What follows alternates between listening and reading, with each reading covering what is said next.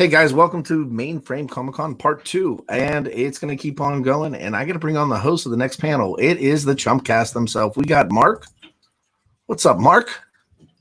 And I'm trying to scroll down, and Ryan. So, thanks, guys. Take it over. Awesome. Thanks, Chad. Cool. Thanks to everybody who's out there and tuning in to Mainframe Comic-Con. I'm Ryan here with my good friend Mark, and we are ready to chat with the insanely creative minds and voices and producers behind Robot Chicken. Oh, yeah. Very excited. Oh, hi, Seth. Hey, what's up, guys? What's up, Seth? Hey, how's it going? I'm disappointed. Oh, here we go. We got more people coming in. Oh, shit. Do we have word from Donald yet, or is he bailing on us? He might have got the time mixed up. Brecken, did you text him? You just give me his number and I'll get him on the phone. I can text him right now as we're babbling.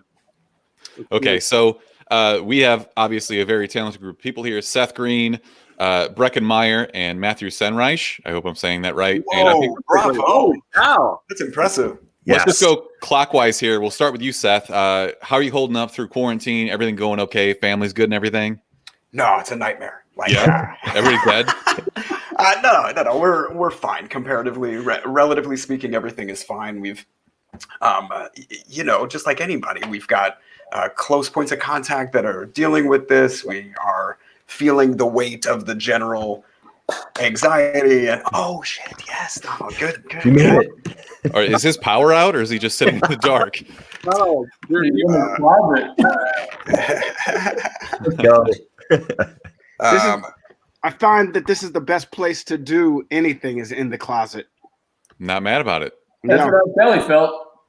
Good assortment of ties there, I see, I think. You know, those aren't ties, those are golf shirts. Something that I'm not doing nowadays because of this whole madness that we're going through. These are lovely, lovely golf shirts. Ooh. Oh, there are ties. You're right. Ties right there. There are ties. Yes, you're absolutely right. This is my Gryffindor tie. Beautiful. 3 points to Gryffindor. Gryffindor. All right, everyone tell me right now, what house are you in? I would definitely be Gryffindor. Oh, like what Harry Potter? Either that or Hufflepuff. I got sorted into Ravenclaw, and I've always trusted that. Okay. I would be a Mandalorian. Matthew, what about you? I'm a Gryffindor. Okay. I'm definitely a Hufflepuff, but that's okay. That's okay. Hufflepuff. There's nothing wrong with that. No, not at all. So thanks to all of you for joining us. I'm glad you're all doing well, and I hope you're quarantining okay. I think that I want to kick this off with some Robot Chicken questions and just kind of let you guys roll with it. Seth, Robot Chicken was born in 2005. I mean, this show is almost old enough to get a driver's license now. Did you ever think you'd be here now? Oh yeah, I'm always good at predicting the future, and also like my risk assessment is incredible. All of my stocks are through the roof. Yes, some people call me prescient. No, that's an insane thought. We made this thing kind of as a goof, just to make something, and tried every which way to put it on the air and get it to people, but we never expected it to be something that would really connect. And so that's amazing and fun. This thing technically started in like 2000 on when it was dial-up on the internet on Sony's Screen Blast, and that shows so it can technically get a driver's license, I think. Yeah, it's amazing. I've been watching since I was in high school. You've been watching since high school. Yeah, and I'm old. It's great. How old are you? I'm about to be 34. Oh my You're God. so old. I know. I'm so Ancient bastard. I don't know. You are so old. I don't know if you're gonna make it. Gandalf. But listen, we'll have a won't. tasteful service when you expire. So, Donald, I wanted to ask you as a voiceover main for this, and maybe the rest of you can chime in. What is the process like for picking who's going to voice which characters? Is it just kind of like, hey, my impersonation is better? I wish I could sit here and be like, yeah, they just call me and I say yes. That's how it goes. You know what I mean? It's great to work with. It's always great to work with friends. And when you can make a little bit of money and work with friends, it's even better. You But undersell. as far as like impersonations, they haven't gone to my strengths yet. Like I do a great Neil Diamond. They don't go to me for Neil Diamond. That's true. That's true. What Donald leaves out is he's interning for us, like on and off. Like he's learned how to actually do stop motion himself. Like, Hey, can I ask a silly question? what's that? Yeah, go ahead. I see Donald's email address there, which is fantastic for me, but does America? Hey, it's all right. Don't worry about it. I'm really sorry. Your inbox is about to explode. I was about to say, 'cause Donald's It's about all to get a good. lot of emails. I would I'm definitely set up about some to I'm security about to protocols. destroy this email account now that has happened. I no longer can be found at donaldfaison@mac.com. That'll change. It's If not that the is most like the day. creative nom de plume though. It's pretty creative. I mean, it's my name Yeah, and it's at mac.com. It's not good very enough because focused. if I was emailing like donaldfaison@gmail.com, I would think there's no way that Donald Faison There's is no going to way. get this email. Yeah, you know what? I wasn't expecting Donald Faison@mac.com to show up on this. This isn't like Zoom. Zoom does it so much better than this. What is this? What is this that we're on? Zoom is StreamYard. We are currently on StreamYard. If I was going to pirate utilities in someone else's name or get a bunch of things sent to an alternative address, I would never assume that donaldfaison@mac.com was a real email. Listen, here. for those of you who email me at donaldfaison@mac.com and don't get a response, don't take it personal. It is no longer an active email of mine. Oh, it better be. Well, this is a great use of our 30 minutes, guys. Guys, Okay, you can let's also- get back to Robot Chicken then. Sorry, you can also reach Donald at scrubs.com. SBCglobal.net. I think Dude, if you still got an SBC Global, you're doing your thing, dude. How do you I still do. have it? You I got do? Pop Bell. I got mine. Oh my god. oh, imagine my face having- hurts from laughing already. Yeah, imagine having like not Yahoo. What was the one before Yahoo? Prodigy. Hotmail? Hot was it? Like You got, AOL? what was the one that's you got? Yeah, what was that one? AOL. That was AOL. AOL. Imagine still having an AOL I have account. I I still know have a so many Pop people Bell that still account. have. Yeah. As an old man, I can say I still have an AOL account. It's fine. Yeah. I have- Listen, if you email me at Donald, holy shit, this thing is going up. Oh my Blowing god! up? Donald, please show me your screen. Oh, this is No, so don't amazing. show a screen. You don't Let need me to click. display any of your Oh, login information on top of it. Donald, show me all your personal Oh info. no! Can you see it now? Donald, send me your passwords. Yeah, I'm getting it now. What's your mother's Oh, maiden wow. name? My mother's maiden name is so is your face. first pet? Donald, it's gone now. It doesn't say it anymore. Good, thank you. All I'm right, pretty sure gentlemen. the damage is done, guys. I'm going to okay. do my best to get this back on track because we need to talk about some Robot Chicken stuff. Good effort. Hey, listen, you got it behind your head. Everybody knows that we're here for Robot Chicken. No doubt. Okay. And as a bunch of very funny people, I'm curious, when it comes to writing, how much of this does it allow for improvisation at all, or is this really scripted because you're doing voiceovers and then mashing that up to stop motion?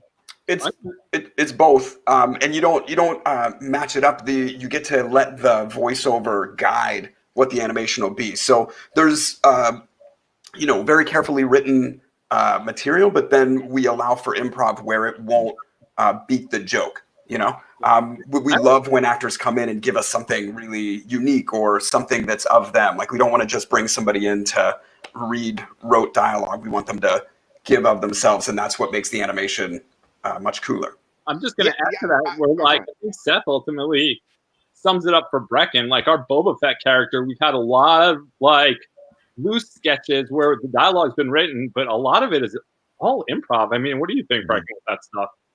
Yeah, I mean, I think, for the most part, we give a blueprint with the script, and then there are times we stick to it 100%, but there are also times like with Boba and various characters, and we've been doing it long enough, meaning like Seth, me, Donald, and Matt, that we riff a lot. There's definitely like, we got what's scripted, so now let's have some fun, let's riff a little bit. Some people like to do it, some people don't. I love it. Sethy likes it, Donald digs it, and so my whole thing, I've said it before, is to make Seth laugh. You know what I mean? Through that little square glass box. I haven't done it yet, but at some point I will. Nope.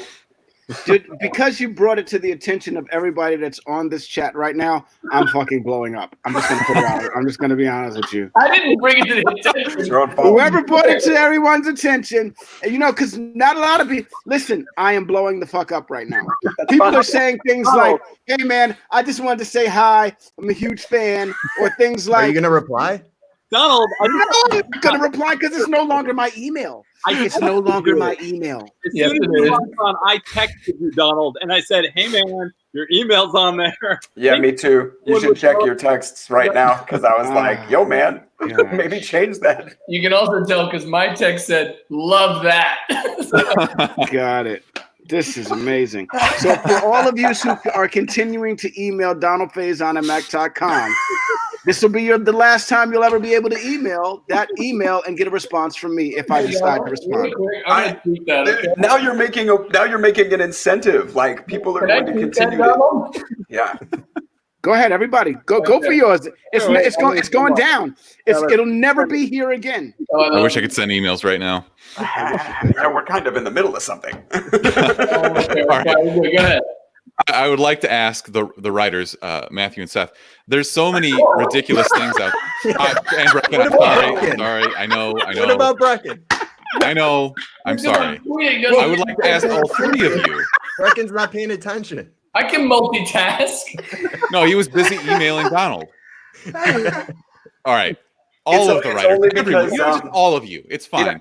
There are so many ridiculous properties and shows out there right now.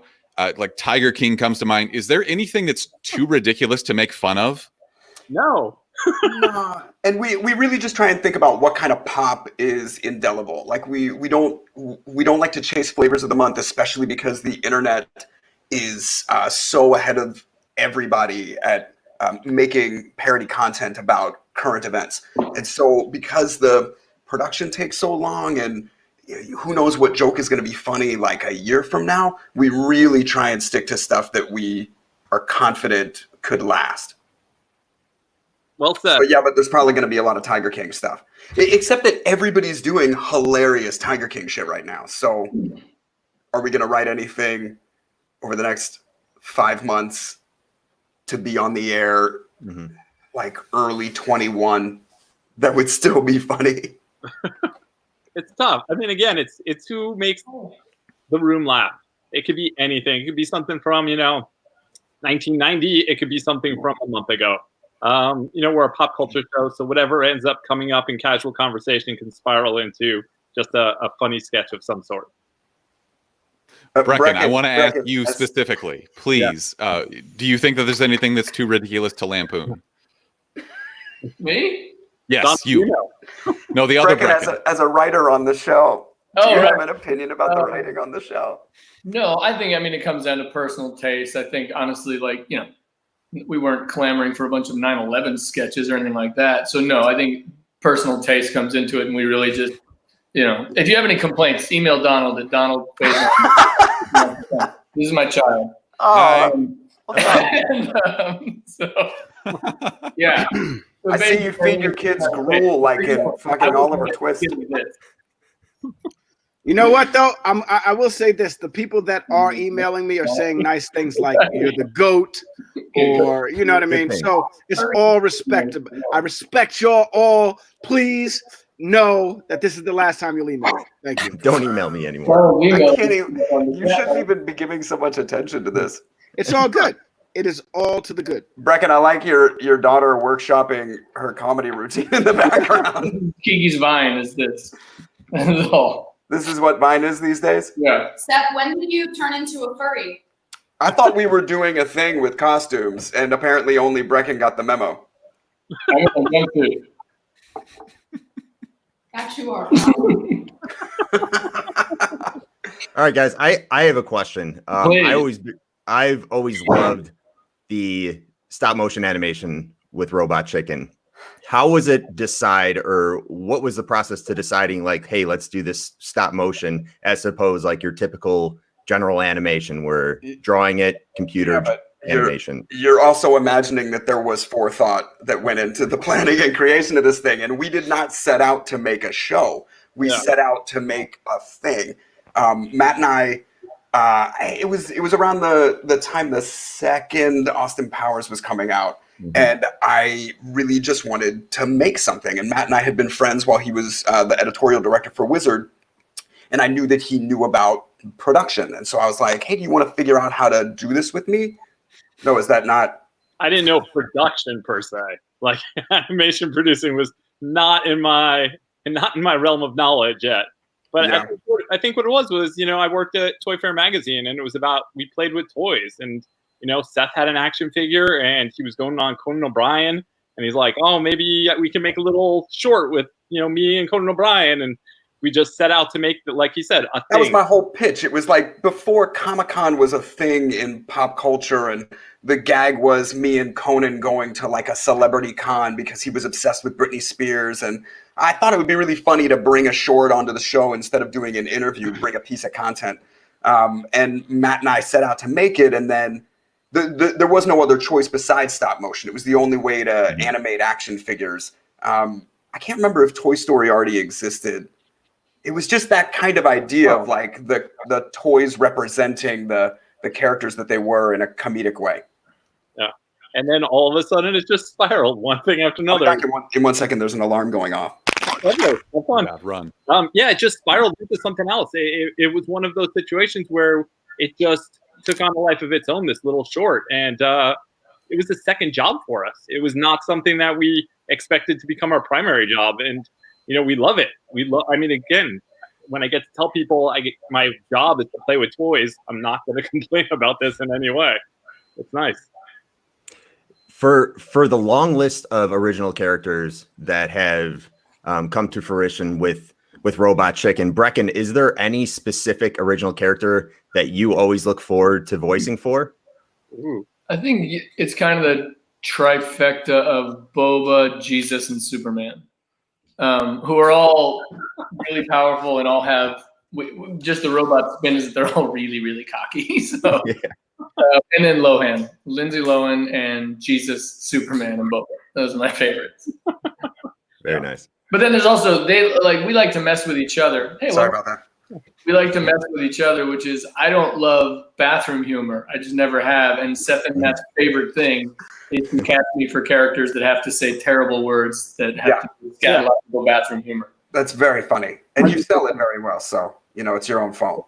Our goal is to make him as uncomfortable as possible, Nice. That actually leads me into I like to ask the question to anybody who I think is funny, which is all of you. Why is it that poop jokes are so universally hilarious? I know that you use this often in Robot Chicken, and it's just, what is it about that joke that makes it so funny? Matthew, maybe we start with you. No, I'm starting with Brecken on this one. Yeah, Brecken, why is that funny? Wait, say that again. Why are poop jokes funny? I don't find them funny. I get it. Here's the thing. I totally get it. I totally get why people find it funny, and it is an easy go. I've always been that guy that is the opposite of that. I don't know why. It's the 12-year-old sensibility. It's the child in you. When you're running around, look, I got 2 kids out there who every time I say poop will probably just giggle. And it stays in you. Even though we've grown out of it, there's still that little aspect of you that holds on to that childlike aspect of yourself. So it's fun to go back to. Especially, again, we're playing with toys, which is a kid-like environment. So being able to use that for toys, I think, go together very nicely. Cool. Why do you like jokes, Donald? What's up? Why do you like poop jokes? Why do I like poop jokes? Yeah. Because they're so dirty. That's true. Not wrong. He's got you there. Hey, Donald, I have a question for you. I think it's more directed to you because you started as an intern and getting some background as to doing the stop motion, etc. How long does it take from a stop motion perspective to finish one whole episode? Of Robot Chicken? Oh, Yes. I would say it takes about a month to finish one whole episode. Of just the animation. Huh? Just the animation. Yep. Of just the animation. When you add voiceover and stuff like that, that's done way before. But then you got to do storyboard, and from storyboard it goes into an animatic, and then in an animatic, from the animatic, it goes up on a big board, and then you assign animators to do certain scenes, and then they're not even doing.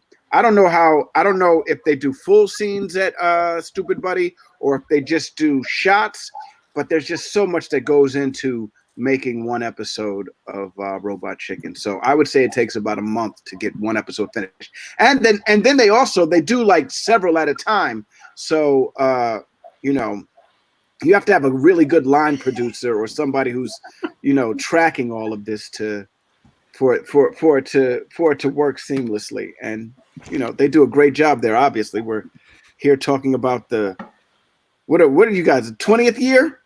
What are you on your 30th year? You're old enough to drive. So it takes a long time. If you're asking as an animator, just to do 8 seconds, and a lot of animators are required to do that in the day, just to do 8 seconds, it seems like it takes forever. And especially if, and that's just straight ahead. If the camera's moving, or you know what I mean, there's so many things that go into it. Lighting, sets being built, so many things. Shut up. Why? Because I know my shit. I know my animation shit. I'm gonna email you right now. Interesting. My email's not up anymore. Shut the fuck up. You'll never be able to find it. It's just buried under other things. It's donaldfaison@gmail.com. I wonder how many subscriptions you've been signed up for in the last 10 minutes. I don't know. There's a bunch of Tinder profiles. Dude. Guys, so I don't mind. Listen, I don't mind being on Tinder. I think your wife might. Yeah, I don't mind. My wife would be pissed off. Yeah. The top hit on Grindr. What's Grindr? Oh, I could just sit with you guys for forever. Is Grindr like a sex app?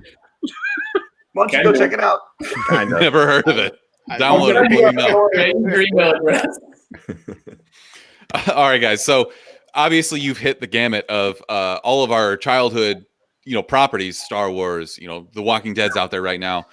How do you choose? Like, there's got to be a long list of properties that you want to parody. Like, how does the hierarchy work? Like, what's next? You mean for a special, or you mean just a sketch? Either or. Well, sketches, we just let writers come up with whatever they want to talk about. Sometimes we'll give them directives if there's a particular area or property that we want them to explore. But for the most part, we like to let people that we bring into that room be inspired in the way that they would be. And that's usually why they're in there. Yep. But for a special, it usually just starts with, hey, we know this person. Like, I mean, it was a random situation where it started with Lucasfilm, where it was all by accident. Also, it's one of these situations where we said it jokingly to Lucasfilm, and that 3 weeks later we were up and running. You were not joking. That was one of the most strategic things I've ever seen you do in real life. I was so impressed that I honestly turned to you with my mouth open. I couldn't believe it happened. We were sitting up at Skywalker at Lucasfilm, and I thought, wouldn't it be funny just to ask them to do it?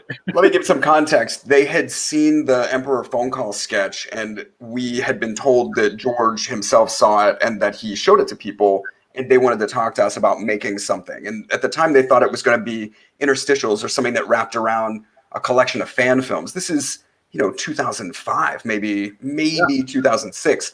And so we got to take a tour of ILM and meet a bunch of people and have a meeting with them. And in that meeting, they were talking about these things that they thought we could do. And Matt said, what if we made a half-hour, totally Star Wars dedicated Robot Chicken? And I literally went, he stepped on my foot under the table. I was like, that is a bold ask. And they were like, interesting. So immediately we thought, holy shit, let's run this as far as we can. Let's absolutely see how far they'll let us go.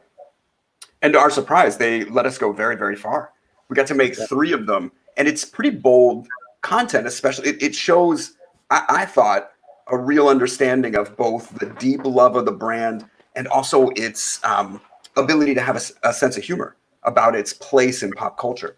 It was one of the best experiences getting to work with them. It also opened the floodgates for you guys, though, as far as when Robot Chicken did the Star Wars special, I think every other property was open to being asked, hey, would you guys be open to doing this? Look at what we did with the Star Wars special. Yeah. And it made it so that Marvel, it made it so that so many other people would now be involved. DC, it made it so many other people would be involved with you guys. But just because, and that's because of you, Matt. If you were a chicken shit, none of this would have happened. No pun intended with the chicken shit. No, it's been great. And again, it all started with like the DC specials is because we know Jeff Johns, and it came up in conversation where he was just like, why you do Star Wars? Why aren't you doing this? Same thing with Walking Dead. It was Robert Kirkman who was like, if you do this, why aren't you doing, Walking Dead? So people have now come out to us to ask us to do those properties, and those properties just need to have that kind of weight for us to be able to do a 22 a whole special, to like dedicate a half hour to the thing. It's there has to be a lot of story potential there. Hey, I just want to shout out this person who commented that they bought a GoBot Screwhead because of our show. You really just did yourself a favor, and I think you know it. Send Donald an email to thank him for that. Yeah, send him a picture. Send him an email at donaldfaison@mac.com. All right, so guys, shut the fuck up. All right, I'm gonna tell you something right now. Each and every one of you could get run up on. It's not hard. I can find you. I will find you. This is a pandemic, Donald. You'd be taking your life in your own hands. You put that up there yourself. Listen. This shit got to end at some point, and I won't be in my closet forever. You roll up on me. You better have a mask and gloves, damn it. I will. Damn, the guy. Whoever you run up on, please wear your golf shirt. I will have a mask and gloves when I run up on your ass. How about that? I'll see you. Please wear your golf shirt too. I'll see you coming. All right, guys. So we were talking about the properties that you've been allowed or embraced actually to produce. Is there anything that was shot down as off limits? Or a creator that was like, no, we just don't see that aligning with our brand? Not really. It's not like we've made pitches to companies to make Robot Chicken specials and they've said no. And especially with the regular season of a show, you get a lot of leeway to explore all kinds of things as long as your parody is sound and your comment is like appropriately transformative. Then you can talk about anything that you want. Okay, so we are running up to the end of our interview, unfortunately. But since I feel like personally that I spurned Brecken, I didn't mean to do that, but I want to give you a chance. No. You just sort of brilliantly tapped into something that is his own insecurity, and it was amazing to witness in real time. I feel horrible. But Brecken, don't. Well, because he's such a prolific and contributive writer to the show. And he's also written bad. If you're feeling bad about it, write me a note at donaldfaison.com. I'll see you soon, buddy. This is all keep your eyes peeled. It's coming. But Brecken, please tell us when Robot Chicken is coming back. When can we start training the now? Second half of season 10? Start training now, Brecken. He doesn't know that. The second half of the season is coming out, Matt. Start training now, Brecken. That's you call your CU or you call your instructor and you get ready. It's what they told us with our 200th episode. How's that for Brecken? Yeah, do you know when it's coming out? What? It's coming out this summer. I don't think this summer. They don't have a date. But 200th episode will be in there, and I think it's my favorite episode. Really? The 200th? Yeah. I really like our 200th, guys. I'm super excited about it. It came together in an extraordinary way. We have a bunch of awesome guest stars in it, and I hope everybody digs it. Can you give us any further hints? Want to see some of the guest stars? What did you say, buddy? You can say some of the guest stars. I can say that we got cinema legend David Lynch to don't say what voice. Huh? Just no. I just said to do a voice. Yeah. Fabio. Right. I mean, Fabio's in it. That's a broad spectrum between them. And he can't believe it's not butter. The Weeknd is in it. What did you say? The Weeknd. Oh yeah, that's true. I know, it's a weird mix of people. Seriously? That is quite the gamut of people. Yeah.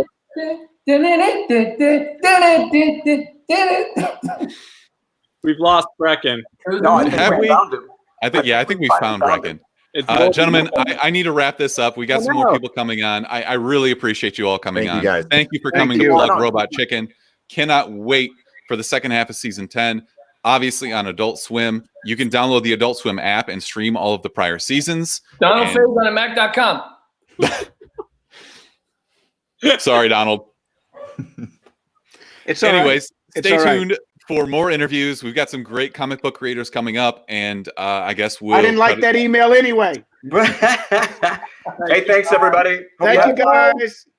Stay safe. Stay safe. Buddy. Wash your hands.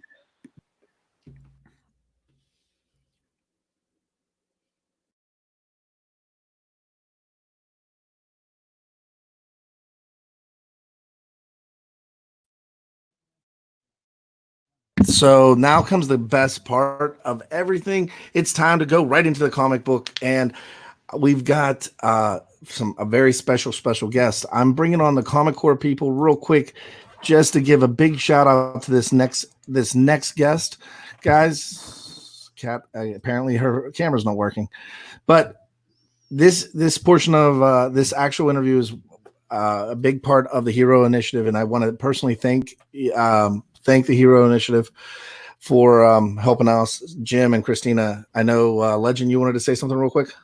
Yeah, every little bit helps. I'm sorry. Go ahead, Chad. No. I was trying to. Just a big shout out to our next guests, and of course, the heroinitiative.org, where your money that you donate goes to help comic book creators in need. And, it seems like in the world today, there is always a little bit of need because the world is tough. The world is rough out there, but we appreciate and we do care that everything that you are able to donate to help out the heroinitiative.org. Yes, the Hero Initiative is why we're all here. Red Cross Hero Initiative is the biggest thing about this entire weekend. Guys, the button is on the Mainframe website, donate. If you guys want to give us some super chats, you can find the opportunity to do that at the Comic Core's YouTube page. So check us out there. Share this link out. This is going to be an awesome interview. We got the greatest interviewers we have to interview our greatest interviewees. See what? Oh, man. First off, I was in the same StreamYard with Oz from Buffy. This is awesome. You guys have done a kick-ass job putting together Mainframe Comic-Con. But yeah, make sure we're supporting heroinitiative.org because, of course, Comic Core putting this together. We're powered by the Hero Initiative. Kat, what do you think? The Heroes Initiative. Awesome. Charity. So it's time. Sorry. If she finally comes on, you're going to cut her off. I'm going to hop out of here and let you guys do your thing. That all We got day. time, guys. We only got time. Anywho, Mainframe Comic-Con. Yeah. Awesome. All right, Comic turning it Core. over to the host right now. John's Comics with Kids. See you guys. Oh man! Bye, John. It's been an awesome day, and it's all for charity. This has been amazing, and I really do appreciate all the super chats, all the Newsstand. We've got all these great people here for one reason. They're here to support shops. They're here to support the Red Cross and the Hero Initiative. And speaking for the Hero Initiative, we have Megan Hutchinson. Megan, Wait, are we live? yeah, we're Yep. live. Megan, good to have you here with us. Oh, yep. Can you hear us okay? Everyone can see and Can you hear hear us okay, Megan? Well, Can you hear us? Hi. hi. Can you guys hear us okay? or no? I can't see or hear anyone else. We can't see or hear anyone else. Okay, cool. Do one of our producers want to put them out and put them back in? So, hi. Oh, jeez. Sorry. Can you hear us I'm now? supposed to be talking to? Yeah, can you guys hear us now? Talking to the internet. Talking to the internet, man. Hi, internet. Hi, internet. I hope everyone's doing well. I hope everyone's. Yeah, I'm Donnie Cates. This is my wife. Oh, I'm Megan Hutchison. I guess while we're waiting for our hosts or whoever We're right show here. up. Can you not hear? They can't hear us. Maybe drop them out and try this again. I don't know. Yeah. I will. I write Thor and Venom and lots of other things. No, it's just us. Is it just? Is it? I think they're trying to. Yeah, I think you got to gotta be us and try to get them in again. Can you? I'm also wondering if they're pranking us. Are you guys pranking us? Jump out and jump back. Okay. Yeah, we're All right. okay. We got to go, and we're gonna try and reset this. We'll be right back. Okay. Goodbye. Sorry about that, everybody. It's the challenges of different tech systems and things that are going on here. But this round here, we're going to be talking to, you saw Donnie, and Megan Hutchinson is part of the Hero Initiative. She's also a comic book artist. She's got several books that she can talk about, work that she does. Rock Stars was an 8-issue book that you might have heard her work on. Dude, she's so good. I'm so excited to talk to her because I'm a fan of like all her art. Her other just, I guess. Can you hear us this time? We're back. Can you hear us? I guess not. I don't think they can hear us. I don't know what's going We're on. still alone. Okay, they shouldn't No, be we a have those thing. little swirly things to keep us. We have 2 swirly boxes. Uh-oh. Maybe it's a connection issue then, huh? Yeah, I don't understand because their Wi-Fi looks amazing. Can you hear it? Me? Should we? Oh, I do a hotspot. Sorry, guys. Connect to my phone. Oh, okay. I don't know if that's going to be any better. Well, we're gonna try it. Okay. We're gonna try something on our end. All right, cool. Give us just 2 seconds. Take your time. No, it's all good. No worries. No worries. Yeah, her art's amazing though. Did you get to check out her website, Blackham Art? She has like character sketches and like just all kinds of individual art, and also her production design stuff is like amazing. So she's more than just like a drawer, a painter. You know, she does it all. I saw a really cool, I think it was a Metallica tour poster. Oh that yeah, she's yeah, done. yeah. She does the stuff. She's with Metallica. way into music, just like you, like the music side. I know. Yeah, exactly, dude. Yeah, she's so good. I definitely want to. She has this one. I think it was a blank page sketch that she did for someone, but it was Wednesday Addams like dancing in the rain, and it was Storm sitting on like a tombstone, and it says like yes, more gloomy or something like that. Dude, it's awesome. I definitely want to bring that up later, but yeah, hell yeah, yeah, she's so good. Let's for the people watching, we'll do a little breakdown on what is the Hero Initiative. Yeah. So heroinitiative.org. This is an organization that gives money to artists, writers, comic community professionals who need it. Can you hear us this time, Donnie? Again, we restarted again. Can you hear Sorry for those of you watching at home. We don't really know what's going on. Can you hear us? But okay, now we're starting to see some people. Oh, there's a person. There's a person here now. Me? Yeah. Can you hear us? Yeah. Hey. Hey, what's Can up? you hear what we're saying? Hi. Hey, how you doing, man? So you is guys this? see me or you see John, or is it working okay? Or? We just see you. Okay. Yeah, I just wanted to say how much I love you guys, Megan. I'm a huge fan of your art. I mean, both of you in general, but yeah, I was just talking when you guys were gone about your, I think it was a comic sketch of Wednesday Addams dancing in the rain with a storm on a tombstone, and it was like, yeah, more gloomy or something like that. I just love your style and aesthetic. It's awesome. I've met you guys once before. I want to say at a New York Comic Con maybe 2 years ago. Huge line, of course, for Donnie. I went up, and my thing is like whenever there's a huge line, I'm more of a panel guy, so I got things to do on certain times, a certain schedule to meet, and I'm like, I'm not going to wait in line. I'll see Donnie some other day. You know, he'll be around forever. And I went to the front of the line, and I like to bring gifts for people, and I had a little goat head ring with a pentagram on its skull for you. So I gave that to you. And you thought maybe you're like, hey, do you know my fiance? Did she put you up to this? Did she give this to you? Yes. Oh my God. And so I was like, yeah, like, you know, he's like, do you want anything? And can I sign anything? I'm like, no, don't worry. Huge line. I'm not going to cut. I just wanted to give you something and be on my way. And then when I was leaving the convention, I was on the like other side of Marvel, and you were there talking to your friends. And I'm just like trying to leave, and you happen to see him on your side. You're like, hey man, like come here, you got to meet Megan. And I was like, oh hey, what's up? He's like, yeah, this guy's the one that got me the ring. It's awesome. And he's like, I think I might have to fuck this guy. And I was like, well, see you later. You know, so it was awesome. It was awesome meeting you guys. You guys were really cool. I was like, am I married to this guy? That's awesome. Well, thank you. Yeah.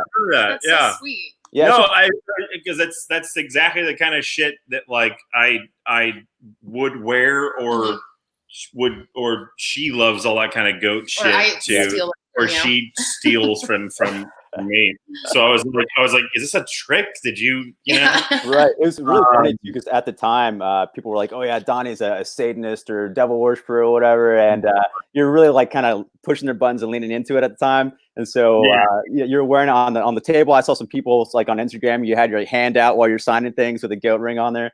But it was just, you guys are funny and cracking me up, and it's a small world that we're doing this together. I always just assumed that people understood that I was joking about worshiping the devil. Yeah, right. Yeah, I mean, but apparently people started to take it really seriously and assume that I was really worshiping the devil. So I've since had to kind of.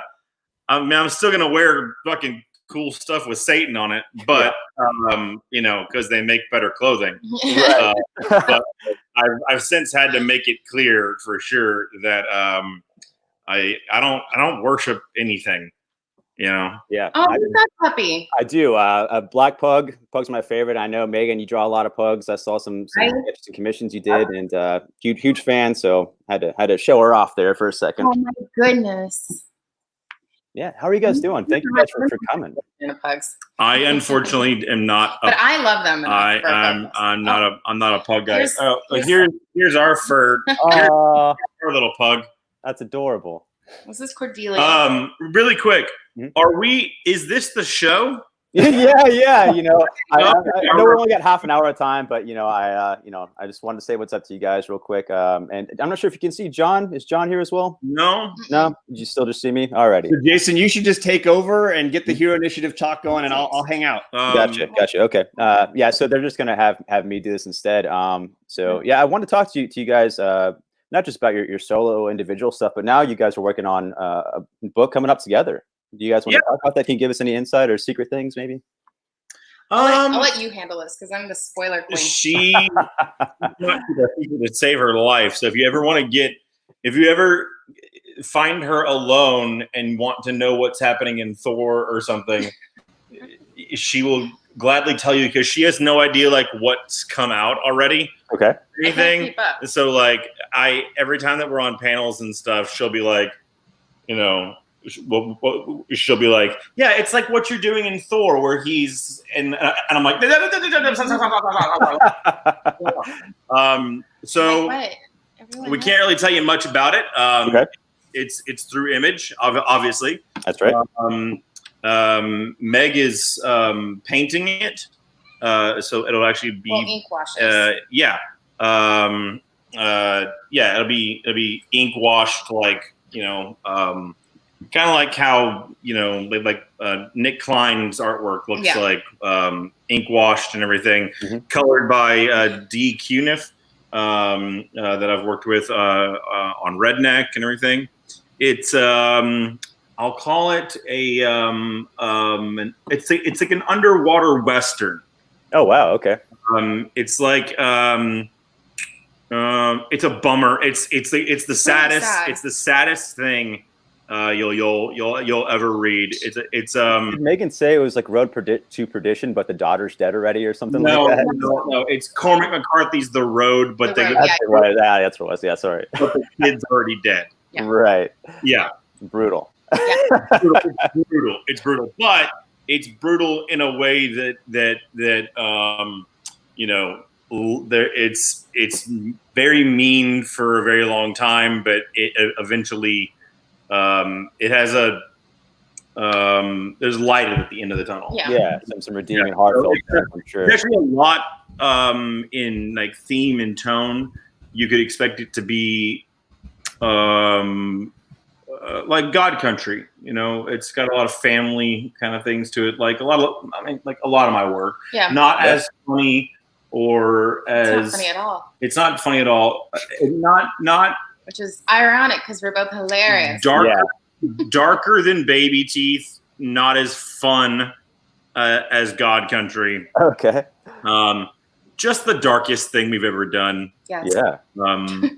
And I'll tell you that. It's a great sale, is it? Yeah, I know. Yeah, that was good. No, absolutely. Yeah. When I reread God Country recently, I never realized before it's like how well adapted you were to write Thor. You know, you have a lot of the same kind of parallels there. But I also wanted to bring up your new thing you were talking about today. What's up with the hashtag God Hates Masks? Your new comic. It looks awesome. You showed some little teasers there and some art and Yeah, stuff. I did. It's a weird time. Someone pointed out to me, there was like, dude, masks are really important right now. Oh, and yeah. I was like, shit. Yeah. It's a weird hashtag to put up for right now. Maybe I should change that. Yeah. No, you explained it very well in the tweet. I'm sure you're in good graces, you know. That was a so I put up last night, I put up some panels, some very non-spoilerly panels of Jeff Shaw, of that I did God Country with. Really, it's kind of the whole band back together. John Hill, who did the design for that book, is back. D. Cuniff is going to color that one as well. We have some pretty crazy variant artists that I can't explain just yet. And I'm not going to tell you what the book is called or about. Even in the slightest. Right. Cool. Because I will say this, for my retailer friends, it's going to be something that I'll be on the lookout for, when we get past this and we can all kind of return back to normal and stuff. When we announce the book and it goes on, FOC and stuff like that, I'll be sending you guys advanced PDFs, and you'll begin to get a sense of what it's really about. And if you read it, it's a big one.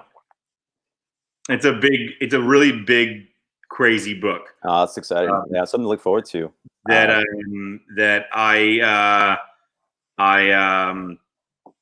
I'm terrified of because of the enormity of it, of how big of an undertaking it is. Which is because it's either going to work flawlessly and be like one of the biggest things I've ever done in my career, or it's going to flop insanely because I couldn't pull it off, which is kind of exciting. Yeah, right. Yeah. I have much respect for giant, ambitious projects like that. I like to see huge undertakings. This is the biggest thing I've ever attempted, that Jeff and I have ever attempted, and it's taken us. We came up with the idea for this book when God Country came out. The day it's been going for a while in your head. I'm sure by now you're probably trying to scratch at it to get out. You know what I mean? That's really cool. Well, there's elements to it that we've been working on for 3 years straight. We've been working on it this entire time in ways that I will not be able to explain to you. It will pay off. It will all pay off. Sure will. Yeah. It's awesome so far. I will tell. I'll say this, and I'll say it here. The last page of issue 1 is a promise.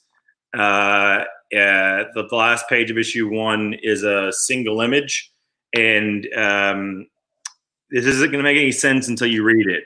Sure. Yeah. Okay. But that image is a promise that I'm going to keep. All right. And so keep that in mind. That's awesome. It's something. It's a book that you're going to want to invest in, because invest in meaning just like it's a little bit of a puzzle box. Okay. So you want to take your time with it and kind of meal it over. Like mysteries unfold themselves, but the grand reveal is worth it in a way that will not just be big for the book itself, but maybe for the industry itself. Very cool. I'll say that. That's awesome. That's something to look forward to. We're all really excited about that. Megan, your rock stars work is fantastic. I don't know how that book flew under my radar, but I read it for the first time, I'm gonna say 2 weeks ago. And it was, I'm a huge music nut. I've worked for various record labels for the past more than 10 years, more than a decade.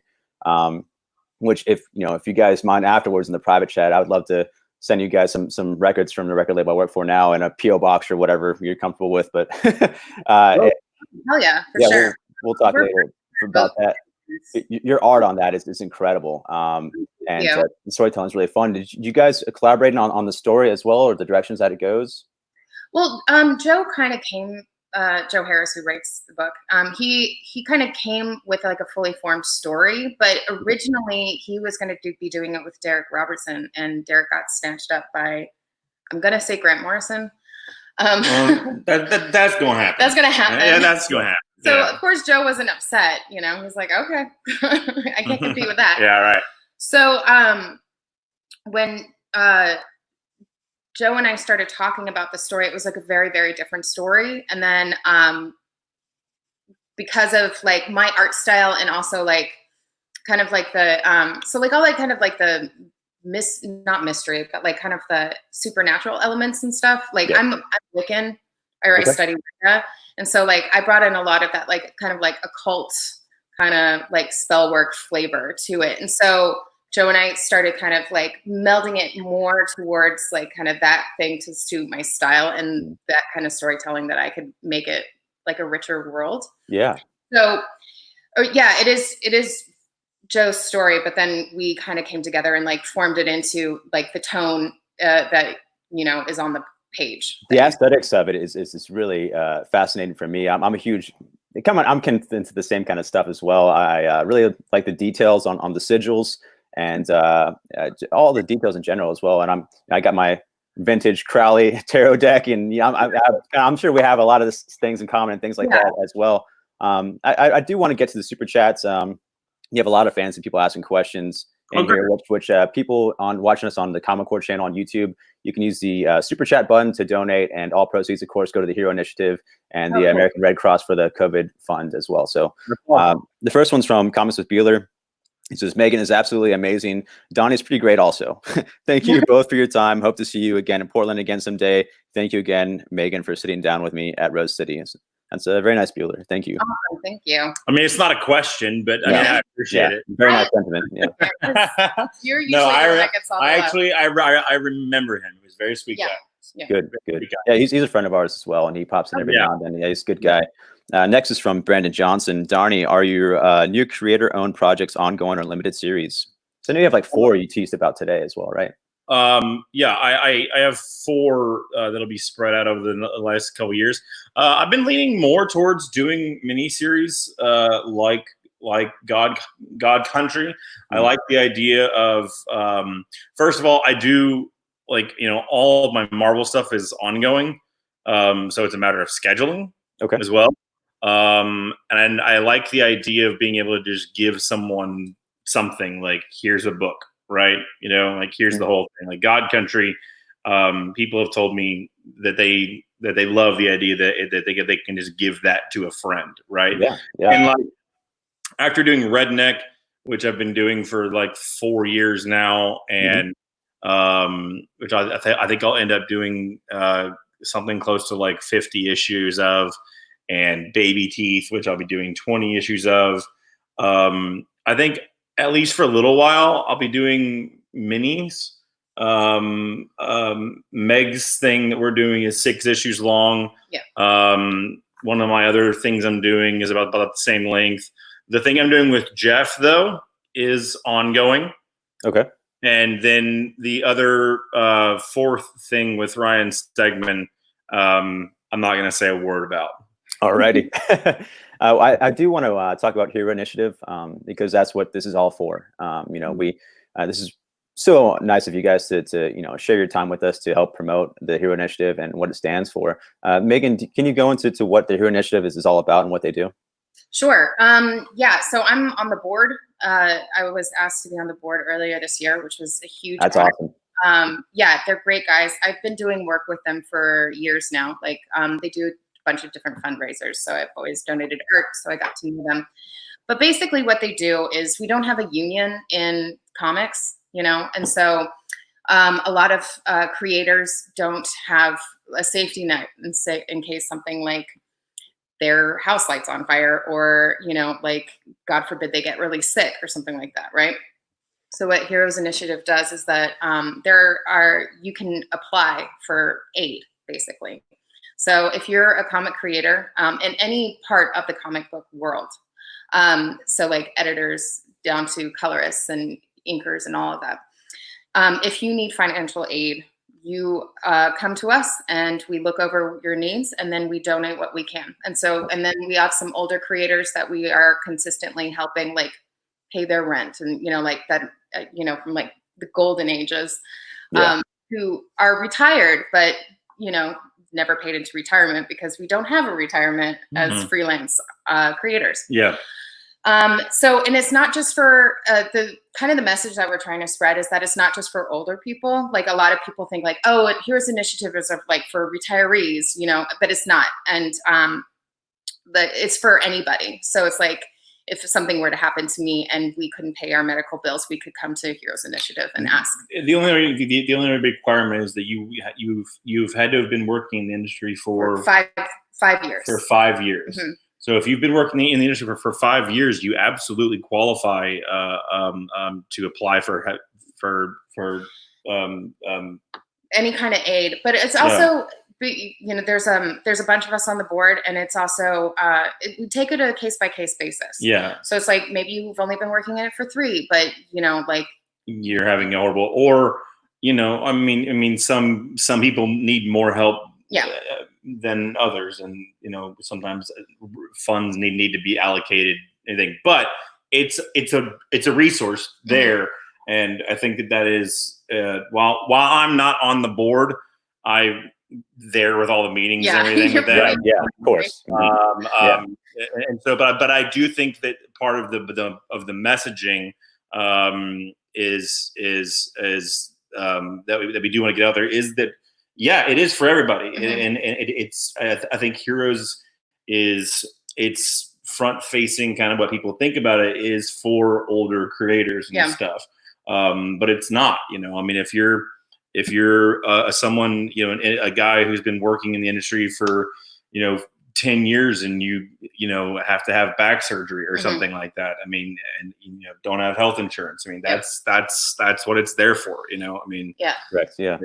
And the fundraising, I think, is so important because, like, for those of us who work in the industry, it's really important for us to get back into it because it's kind of like investing for the future. You know what I mean?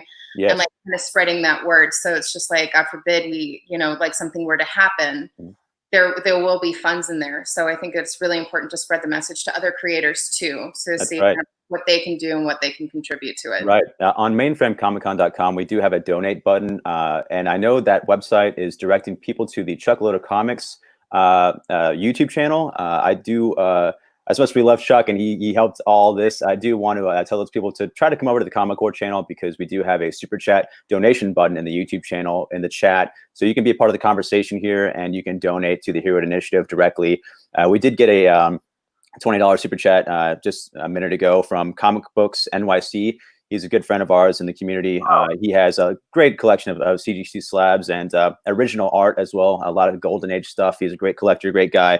And he says, thanks, Megan and Donnie, for being on. And thank you, Mainframe Comic-Con, for this great content and for raising money for a good cause. We also just got another one from Thunderhouse Design, another great person. Thank you, Mainframe, Comic Core, and Megan and Donnie for being part of this and leading the way for the Hero Initiative. Great stuff. One question: ever think of a sequel in the world of God Country? Well, first of all, to both you guys, thank you for your donations. That's great. As for the sequel, you know, for the longest time, I've said no. But I don't know if you guys noticed, maybe last week, a couple days ago, something like that, I put up an image of a teaser image of a small boy with a very large sword announcing a project that I'll be doing with Dylan Burnett and Dean White on the colors, who you know from Cosmic Ghost Rider. Well, Dylan from Cosmic Ghost Rider, Dean White. I mean, X Factor, Black Science, Thor. He's just one of the greatest colorists alive. And I will say that project, which will be out in July, that one will be out very soon. I promise. And that is whether or not comic book shops are open or not. I'll put it to you like that. You will have access to get that book in July. That book has some very serious connections to God Country. Wow, that's exciting. And a whole new story, obviously. Mm-hmm. But I'll put it to you like this. If you get to page 12, and you see what happens on page 12 of the first issue, you'd be crazy to not come back for issue 2. Very cool. Well, thank you guys so much. I can talk to you guys forever, and we can do this all day. We do have to keep the show moving. So thank you for being here, promoting the Hero Initiative for this great cause, and for your time. Megan, I'll probably email you for PO Box or whatever, and I'll email you guys some records or CDs or what have you. But thank you guys. Thank you so much. Right on. Absolutely. Great. Thanks, guys. Thank you. Wait, someone just donated and asked a question. Should I? Oh, yeah, sure. Yeah, TJ the Slab Dragon Watson, what is your favorite story you ever wrote? Slapdragon. He has a giant stacks of CGC slabs, and he has slavalanches. I'll answer as fast as I can. The first thing that comes to mind is probably God Country. But one of the things that comes to mind is I wrote an issue of Star Trek, a single issue of Star Trek called Star Trek Waypoint. I think that's what it was called. I think so. We bought it last year. Yeah. And it was like set in an alternate future where Geordi was the captain of the Enterprise, and Data had kind of aged out of his body, and so he put his positronic brain and put it into the Enterprise itself. So the only two people on the ship were actually Geordi and Data, because Data just used the holodeck to make thousands of himself work and run the entire thing. And they go and they solve, they're like space science buddies. And it's a one and done issue that is probably one of my favorite things I've ever done. It's really, you got their voices really well for someone who doesn't really watch Star Trek. Yeah. Coming from someone who grew up on it. Yeah. So that was a blast to do, and it just came out. It came out beautifully. Yeah. That's awesome. Well, that gives all your fans something to look forward to and look for. And once it's back open, go search through those bins. Go dig into the crates. It's out there. Go and find a local comic book shop and see if they have a copy of it. Awesome. Well, thank you guys so much once again. Everyone donate throughout this day to the Hero Initiative. Please come to the Comic Core channel. Use that super chat button. And thank you guys so much. We love you. Awesome. All right. Thank you, guys. Love you guys. Read comics. Be dope. That's right. Stay home. All right. Thanks, guys. This is Batman. I want to be sure you know about Mainframe Comic-Con. It'll be online the 25th and the 26th, and all the proceeds are going to the Red Cross and the Hero Initiative. So be sure to check it out.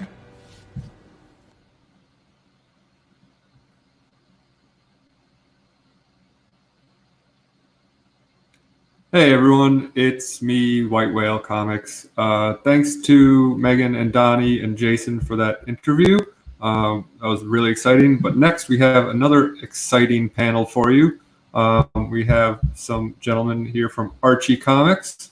We have Alex Segura and Dan Parent. What's up, guys? Hello. How are you? Hey, how are you? Doing very well. Yeah, sound great. Look great. Nice ghost shirt. Yes. Dan is very fashionable. Yeah. I'm going to drop out and let you guys run the show. If you need anything, just hit me up in the private chat. But otherwise, you're on. Great. All right. Dan, how's it going? Good. How are you? I'm good. I'm good. Yeah. This is live from my bedroom. Nice. Yeah, I'm in my office. That's cool. So I thought we had a slideshow prepared, but we'll get that up there in a second. I'm just sending them the link for that, and I figured we'd start out with some numbers. How long have you been drawing comics? 33 years. You don't look a day over 30. Right. I've heard the story. Obviously, we've talked many times, but what's your breaking in story? Well, my breaking in story is basically, I went to the Joe Kubert School. Right. Back in the 80s. And Victor, rest in peace, yes. Our editor-in-chief and longtime pal at Archie Comics, Victor Gorelick at the time was the editor. And he would come to the Kubert School and he would look at portfolios. So he came and he liked what he saw. I was ready for him because I was a huge Archie fan, and that was how I got started. That's how I got started. He started me in my third year of school, the senior year of school. I'm just doing like single pagers, like little jobs here and there, and that was my entryway into the business. Can you talk a little bit about being a fan and just the stuff you read as a kid? You said you were an Archie fan, but I know you're a Richie Rich fan. Yeah. I was, I started reading comics when I was like 5. Mm-hmm. My gateway into it was really Harvey Comics and Archie Comics at the same time. But yeah, I was a huge Richie Rich fan. Everybody knows that. I'm always going on about Harvey Comics.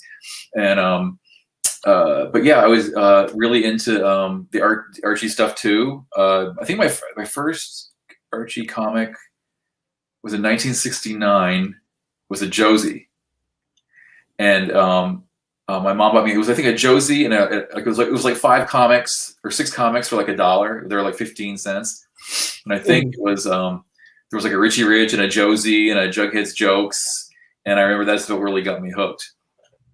And through most of the 70s. It was all about Archie and Harvey Comics, and that was kind of like my gateway before I started to get into like DC and Marvel. When I was like 10 or 11, I started getting into like the superhero stuff. Yeah. What was the appeal? I guess if you could talk a little bit about growing up and like your background and just what drew you in about the Archie stuff. Well, the Archie stuff is just it just sucks you in because it's like sort of like the idyllic way you want to grow up. You want to just grow up in a nice town like Riverdale and hang out with your friends. And, their biggest problems were we would be lucky to only have those problems in real life. It was very idealized. You're right. That's the best way to describe it. Just like I was just like, wow, I want this life. I want to be in Riverdale. Absolutely. Yeah. Absolutely. And even with like the Harvey comics, like Richie Rich and stuff, those were great too, because, everybody wants to be the richest kid in the world. Yeah. And, so it was all fantasy stuff. But the Archie stuff was a little more realistic. Like the Archie stuff, I think as I got older, I started to cling on to the Archie stuff more because it seemed a little more real. There were some pretty dark stories, I think, like from those Life with Archie stories that just were a little scary, even for me as a small child. There was a period, like I think it was in like 76 or 77. Yeah. When there was a Betty and Me was kind of like an adventure title. And there was these really weird stories where Betty got possessed by the devil. Yes. They're like really weird. Yeah, I remember that. They tried to make like Betty and Me sort of like a Life with Archie title. And it was a very strange period, but I'm really enjoying that because it was so bizarre. So we've got the slideshow here. That's basically Dan Parent, This Is Your Life. So we can probably just let that like kind of circle around, but we don't have to like speak to it as it pops up. Okay. It'll just give people a sense of just how widespread and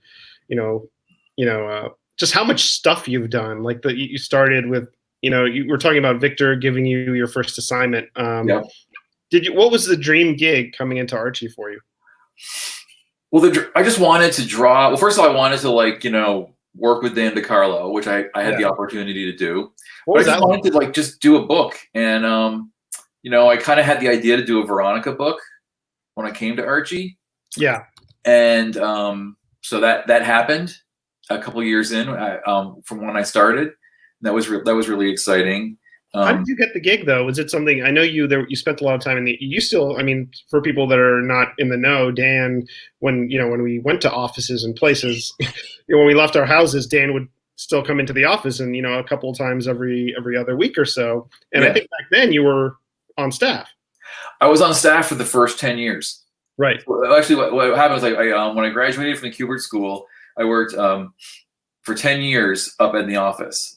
Wow. For about 3 or 4 years, I worked full time, and then I went back to about 3 days a week because it was a long commute. So I was living in New Jersey at the time. Now I'm living in Pennsylvania, so it was a long commute, and I was doing a lot of freelance at night.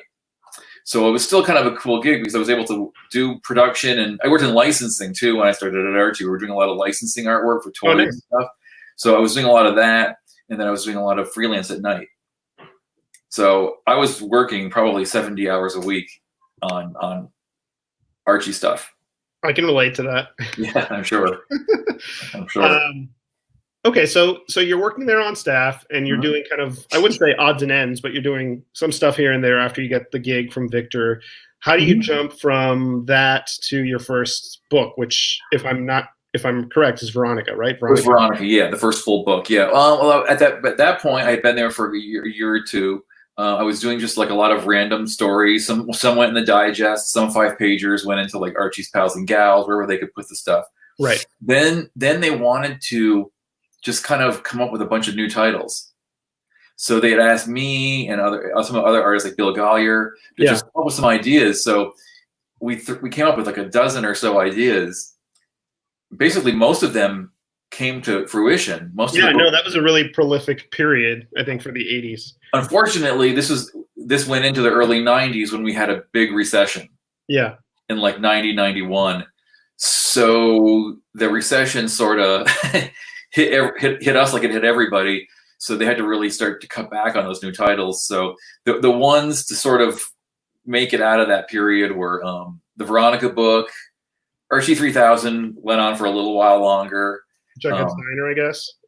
What's that? Jughead's Diner was around there. Jughead's Diner lasted, I think, 7 issues. Yeah, Jughead's Diner was probably one of the strangest books I ever worked on, and I loved it.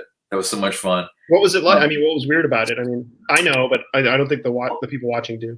Jughead's Diner is basically this. Jughead's like driving down an old road one night, and his car breaks down, and he just ends up in this other dimension, which is like it's everything has to do with food and diners. So it's like perfect for Jughead because it's all food related. And at the time, we were sort of like, what if Jughead was like in a sort of like a Pee-wee's Playhouse kind of world, like weird characters, and that was kind of like the premise of Jughead's Diner. It does have a very 80s vibe, like very 80s, like Paul Rubens, like it's great. It's great. It's one of those books that you read and you're just like, wow, we published that. That's so bizarre. Well, Archie 3000 had a very 80s vibe too, even though it's supposed to be in the year 3000 because Archie had a mullet.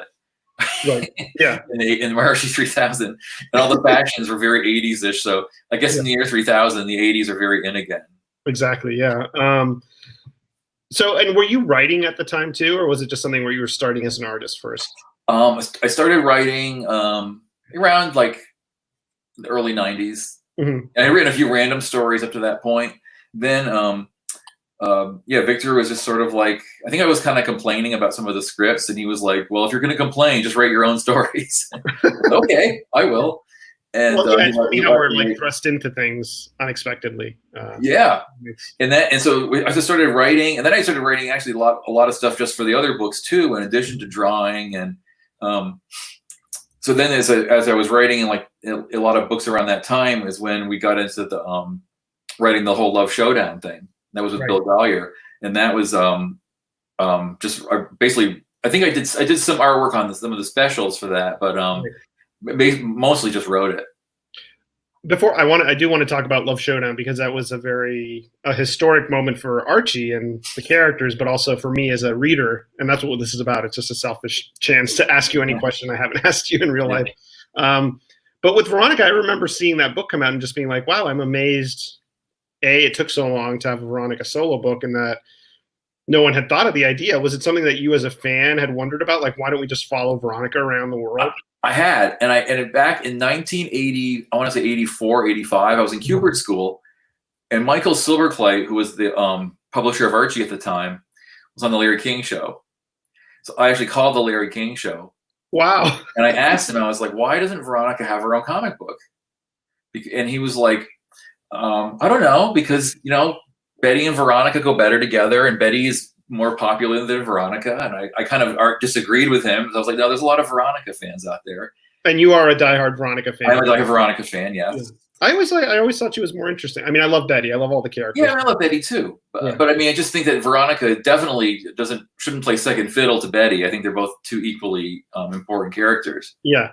Yeah. So when I reminded Michael of that when I actually started it up at Archie a few years later. I reminded him that I was the one who called him on the Larry King Show about that question, and he remembered the question. That must have been slightly awkward. So I did have it in my head for a long time about the whole Veronica. Yeah, I just remember seeing, you see the house ads in the digest, and there was a big house ad for Veronica in Paris, and I was like, this makes a lot of sense. It was funny that even then, I guess I was second guessing publishing opinions, but I was just surprised that it took so long. But yeah.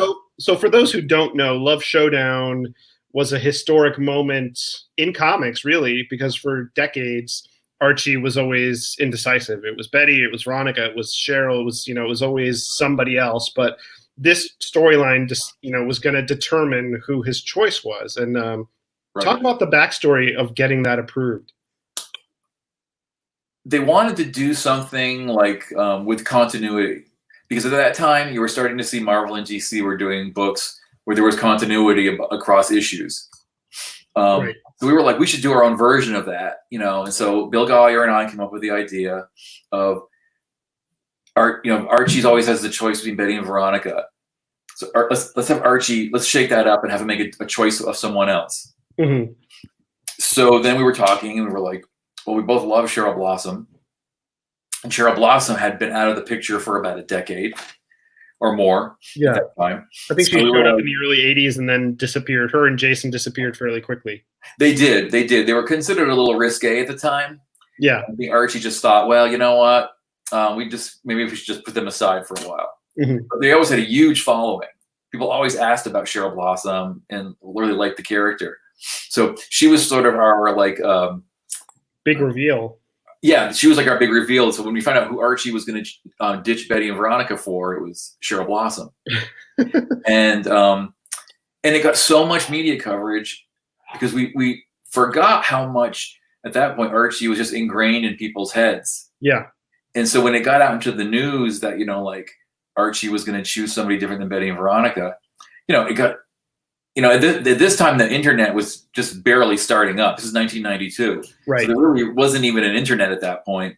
But all the major newspapers and TV shows picked it up. And we had gone on the morning shows and on news shows. And it was just weird. We had never had anything like that happen as far as media coverage goes. Yeah, it was kind of a precursor to some of the bigger Archie media stuff like Death of Archie, but it's a reminder that Archie is such a huge pop culture thing. I think people forget it and then they see Archie pop up and it becomes this epic thing. Now with Riverdale, it's a little more frequent. People see characters more regularly, but with stuff like Death of Archie or even the music crossovers, it reminds people how ingrained these characters are. Well, it was a big reminder to how, again, how much Archie was a part of people's their mindset, from just growing up in America. Yeah. And people really, really took it to heart, the whole thing about Archie choosing anybody other than Betty and Veronica. People couldn't believe it. And then the thing with that is it spun off the whole kind of Cheryl Blossom revival, because then she had her own series for quite a while in the 90s. And, it really made her one of the big players. Yeah, she became a core character. And I remember, I think that was right. I don't remember the year. It was right around the time I was kind of graduating as a reader to more superhero stuff. But I remember getting pulled back in because it was the first really serialized Archie story. Right. What was it like? I mean, I'm sure you'd worked with DiCarlo on things here and there, but what was it like working on this historic thing with him? It was great because he did the Betty and Veronica story. Mm-hmm. And I think Stan Goldberg did the art on the Betty and the Archie story, I believe. Yeah. It carried over into the Archie book, Betty, then Betty and Veronica, and then Veronica. It was great because working with Dan was like a dream because again, I grew up idolizing him. Yeah. And at that point, they were talking in the early 90s. I was working with him a lot because he would, at that point, he was trying to kind of cut back a little bit on work. So I was finishing a lot of the stories. So he would lay them out, and I would finish the art for him. Oh, cool. Which was great because it was. I mean, I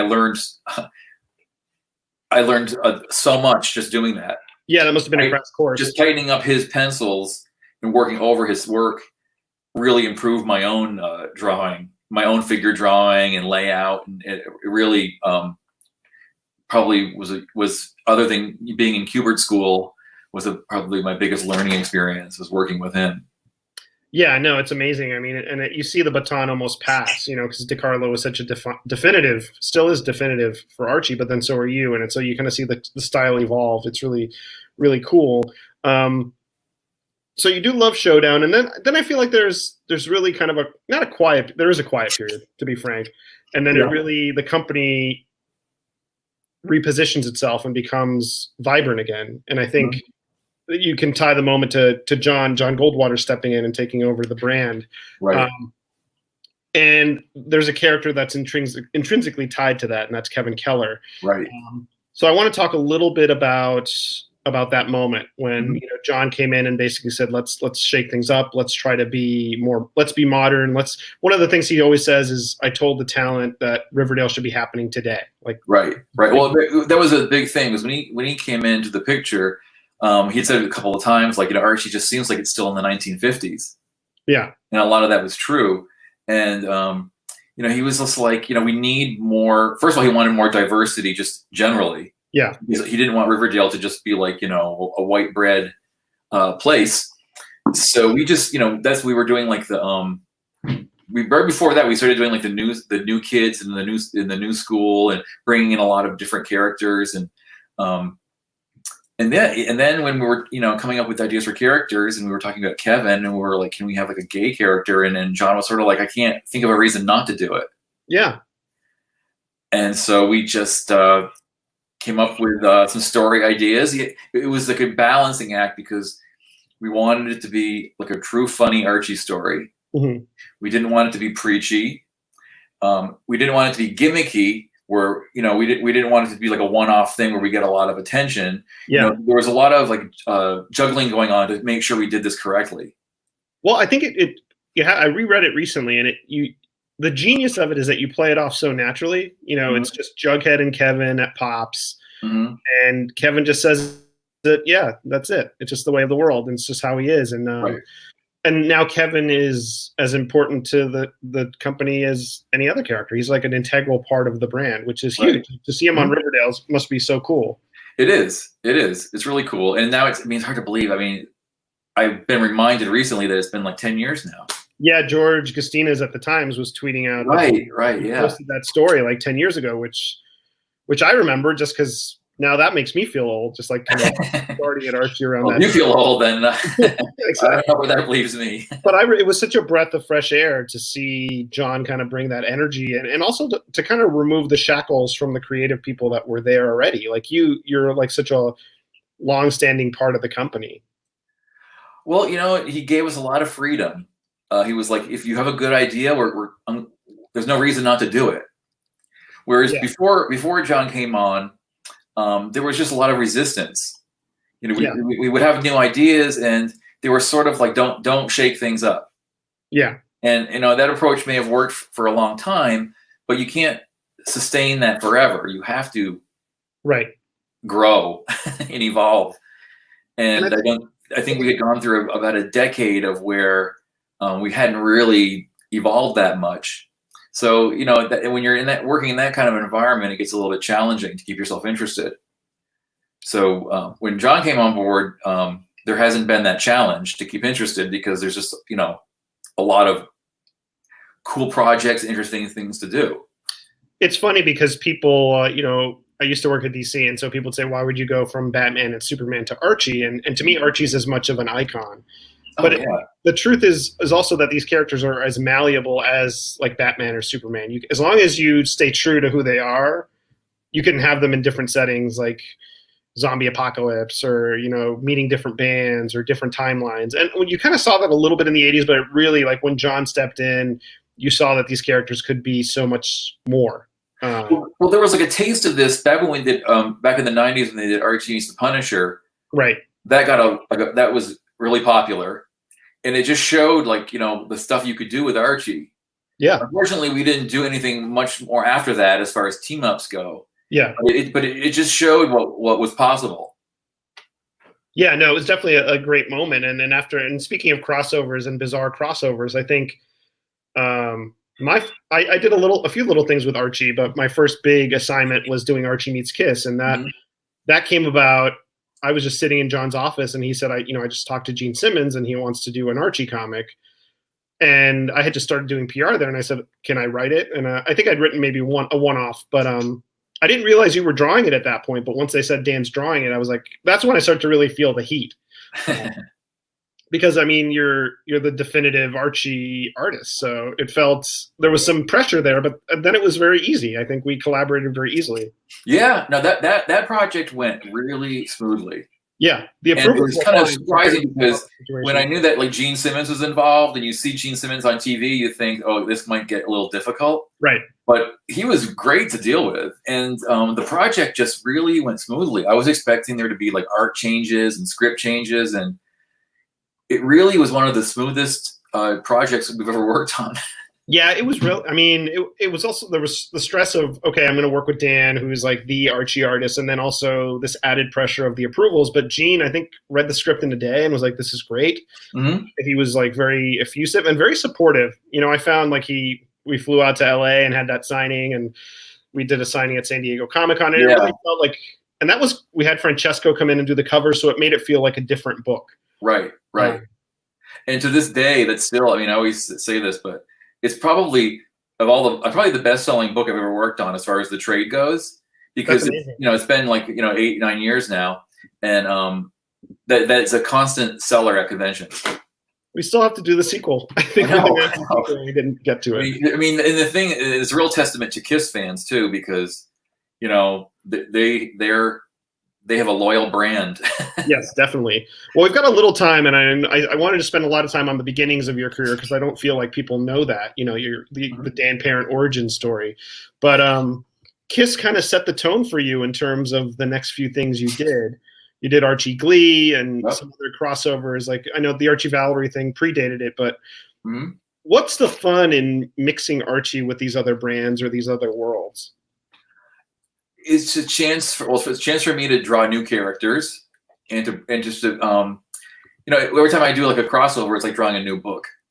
Yeah. Whether it's B-52s or Batman. Yeah. It's like drawing like a whole new book. Yeah, no, it definitely shows the breadth of your ability, and you get to draw so many different things. The Batman one, I could just tell as the pages came in, you guys were having a blast. Oh, that was great. Yeah, that was so much fun. That was so much, because it was then again, that was one of those like dream projects where like the script was great. I love Batman 66. Working with Jay Bone is great. It was like, and even like the coloring, every process of it came out perfect. And, it was definitely, that was like a real thrill. That was a real thrill. Let's talk about what's coming up next. What's on your desk now? Obviously, we're in this weird. Yeah, we're in a little transition period here. But we did announce that Flash Gordon one shot, which I know you're a fan of, kind of the old classic stuff. I am. And that's, some of the pages of that are done, so we'll pick that up when we're ready. Right. Yeah. So that'll be fun. We've got a little bit of a dent made into that one. Mm-hmm. And then I've just, got some covers I've been working on for when we pick up. Is it weird to see something like, we're doing these compilations of classic stuff? Is it kind of jarring to see things like the best of Dan Parent and just realize it is weird. Done that much work? It is weird, because I've always said to myself, you always want to see like a best of my work, but then when you see it, you're like, oh yeah, I'm old. But it's cool. It's cool. It's what you want. Want people to, I am appreciative to have done that much work, and appreciative that people want to see it. And you know, I'm like, I'm excited. I like to, you know, it's fun to look back because I forget half the stuff I've worked on. I've done so much stuff that it's really an amazing body of work. I forget. I really forget how much work I've done. But you know, I really, for 33 years, I've been busy constantly. That's good. So you can't complain. That's something that you know, I don't take lightly, because a lot of people in this business, it's a tough business. Yeah, and you hustle harder, I think, than anybody. I think you're at every show. You're driving to every show. You're working in the evenings. I mean, we have this mutual appreciation society going on where it's like, who's busier today? Yeah, it's fun. I mean, I love to do conventions. Although, you know, that's also been put on hold, but which is actually fine, because not going is fine too, because it is like a break. Yeah. I'm always saying to myself, you know, you just need to like take a break for a while and chill out. So now that I have no choice, right, to do it, I'm trying to enjoy it. And one thing you're doing that's really cool that I think I've actually seen a lot of people posting on social media is these sketches you're doing that people can get at the Archie store, right? Where they send a picture of themselves and you kind of rectify them. And that's probably something you get a lot at cons too. I do a lot of them at cons, and that's really like it's really taken off on the website. I actually got a bunch of more orders came in today. Get to work. So yeah, people, you know, it's fun with these people. They've grown up with Archie.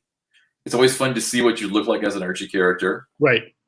Yeah. So it's just kind of something fun during this period, because, you know, it's kind of a gloomy period right now, and it's just something that brightens people's days a little bit. And they can use these pictures as a lot of people use them as their Facebook profile pics. Yeah, it's amazing. Yeah, I mean, Archie's always really resonated throughout time, but also during these kind of challenging periods, people want to connect with that.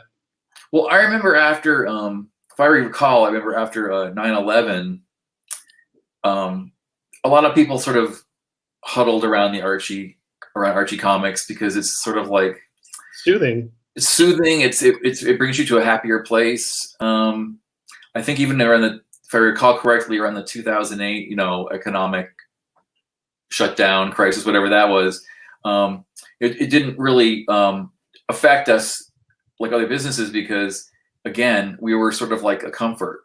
Right. And that's the cool part. Yeah. Well, we're getting the high sign that it might be time to go, but I do want to plug one last thing that I can't believe I did not mention, was our last collaboration, which Archie Meets the B-52's one shot, which came out in February, and it literally came about because you messaged them, right? That was just one of those things where, you know, you just message the right person, and Fred Schneider's on Facebook, and I said, you know, this is Dan Parent. I work for Archie. Would you like to do a crossover? Is that something you'd be interested in? And he's like, of course. So I gave the information to you. Yeah. And then you guys did all the legal stuff. It was, you know, we talked about how easy Kiss was. The B-52s were up there in terms of ease. Like, they just looked at it and they said, this is great. And we were good to go. And the story was fun. I know I didn't want to write something with these crossovers. You don't want to fall into that routine of like, they just bump into each other. Like, I really wanted it to feel different from the others. And it was fun. I had a great time. That was one of the another really smooth project. Yeah. And we had to do it fast. We did. We had to do it fast, and it came out great. I mean, I thought, like, Jay Bone, the inking was great. The color, it's a really fun story, and it's very traditional Archie. You don't have to say that. It is. Yeah, okay. It's very traditional Archie, but at the same time, it's sort of, it's like, you know, it's like a sort of like a little kiss to the 80s, you know, like with those, you know, like a little like the people, those of us who grew up in the 80s. Of course, you didn't grow up in the 80s, but I did. Sort of, but not a little kid, yeah. But I think that's one of the cool things, is that we actually set it in a different time period. Yeah, and it just worked, and it's just like it's almost like when you see one of those fun Archie, like those 5-page stories that wrap up quickly that are just fun. Yeah. It just has that feel of just like, it's just a one-time story that's fun, and it's, you know, it just gives you like a good feeling. Yeah, and I predict that we will do more in the future, hopefully. Yeah, we have to. Yeah. Yeah. Well, Dan, this was awesome, and we should do it again. Hopefully in person. You know, once distancing is restricted. It's not restricted, so we'll get there. This is We'll cool. get there soon. And thanks to Mainframe Comic-Con, thanks to the Hero Initiative. And, if you want to pick up some of Dan's great books, you can visit the Archie store at archiecomics.com. All right. Thanks, everybody. Thank you. Thanks.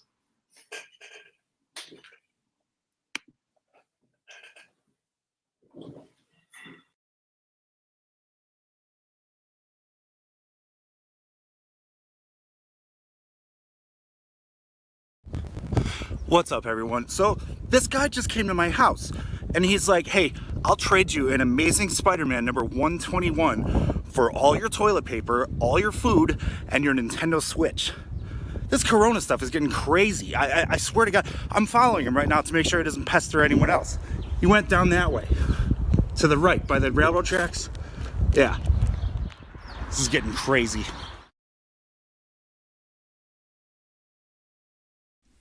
Hey guys, Chuck here from the YouTube show Chuckload of Comics. As we are now queuing up the next amazing celebrity guest, I just want to remind you guys, Mainframe Comic-Con is a 100% for charity telethon.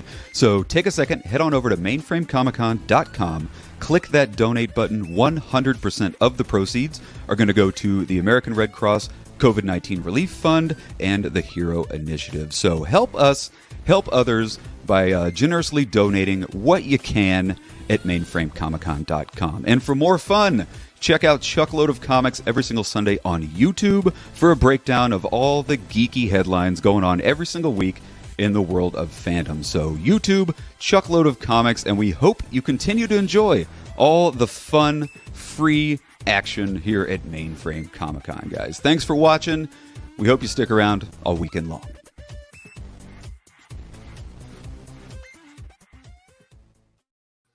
Welcome back to Mainframe Comic-Con, guys. We've had some really, really great panels, really great creators. We got another great artist coming right up for you next.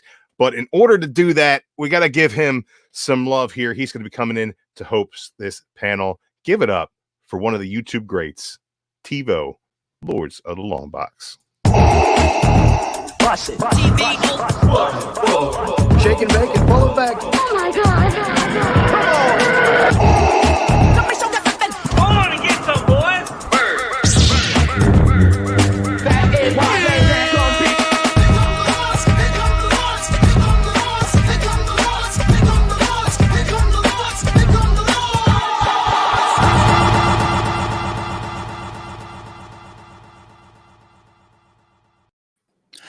What is good, YouTubeites? This is your man, TiVo. Welcome to Mainframe Comic-Con on Sunday. That's right, the last day of the con. Typically, they have the most exciting people on toward the very end to keep you awake on your drive home. Once again, this show is sponsored by Mainframe.com. Make sure you go to Mainframe.com to support the Hero Initiative.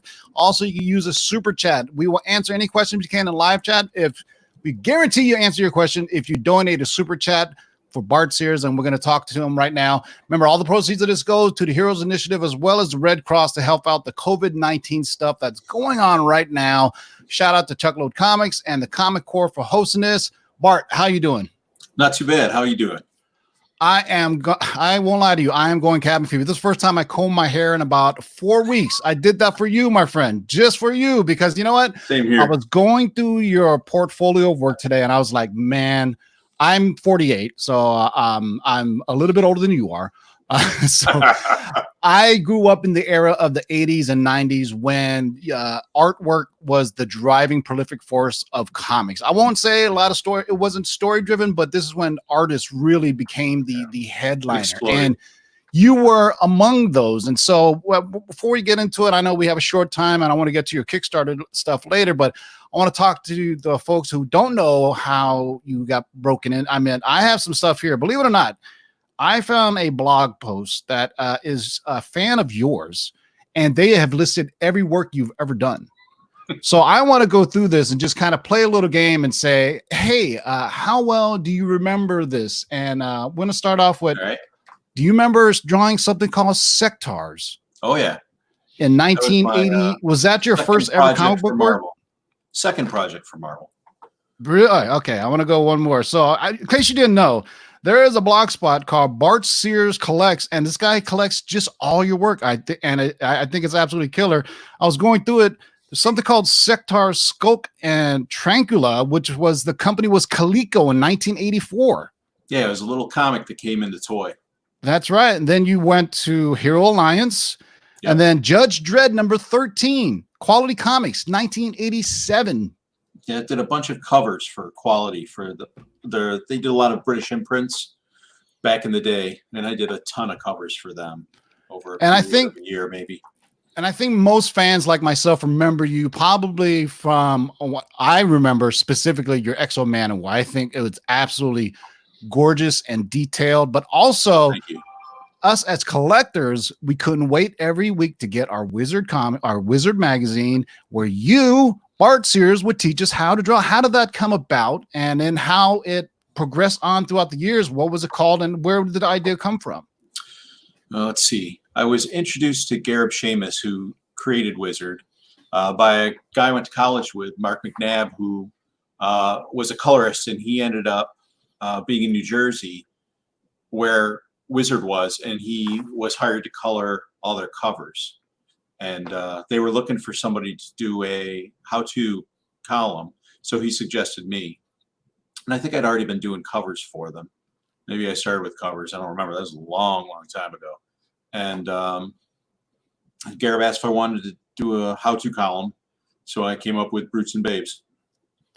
And I remember that specifically, and we'll talk about it later before we end, because I don't want people to forget about how you have a new volume of Brutes and Babes that's on your Kickstarter. And what I like about it, it's been updated so that the art style has been, I guess, I won't say it's, because this came out in what, the early 90s? Yeah, on the Wizard 92, side? 93, I think. Yeah, no, I know. Earlier.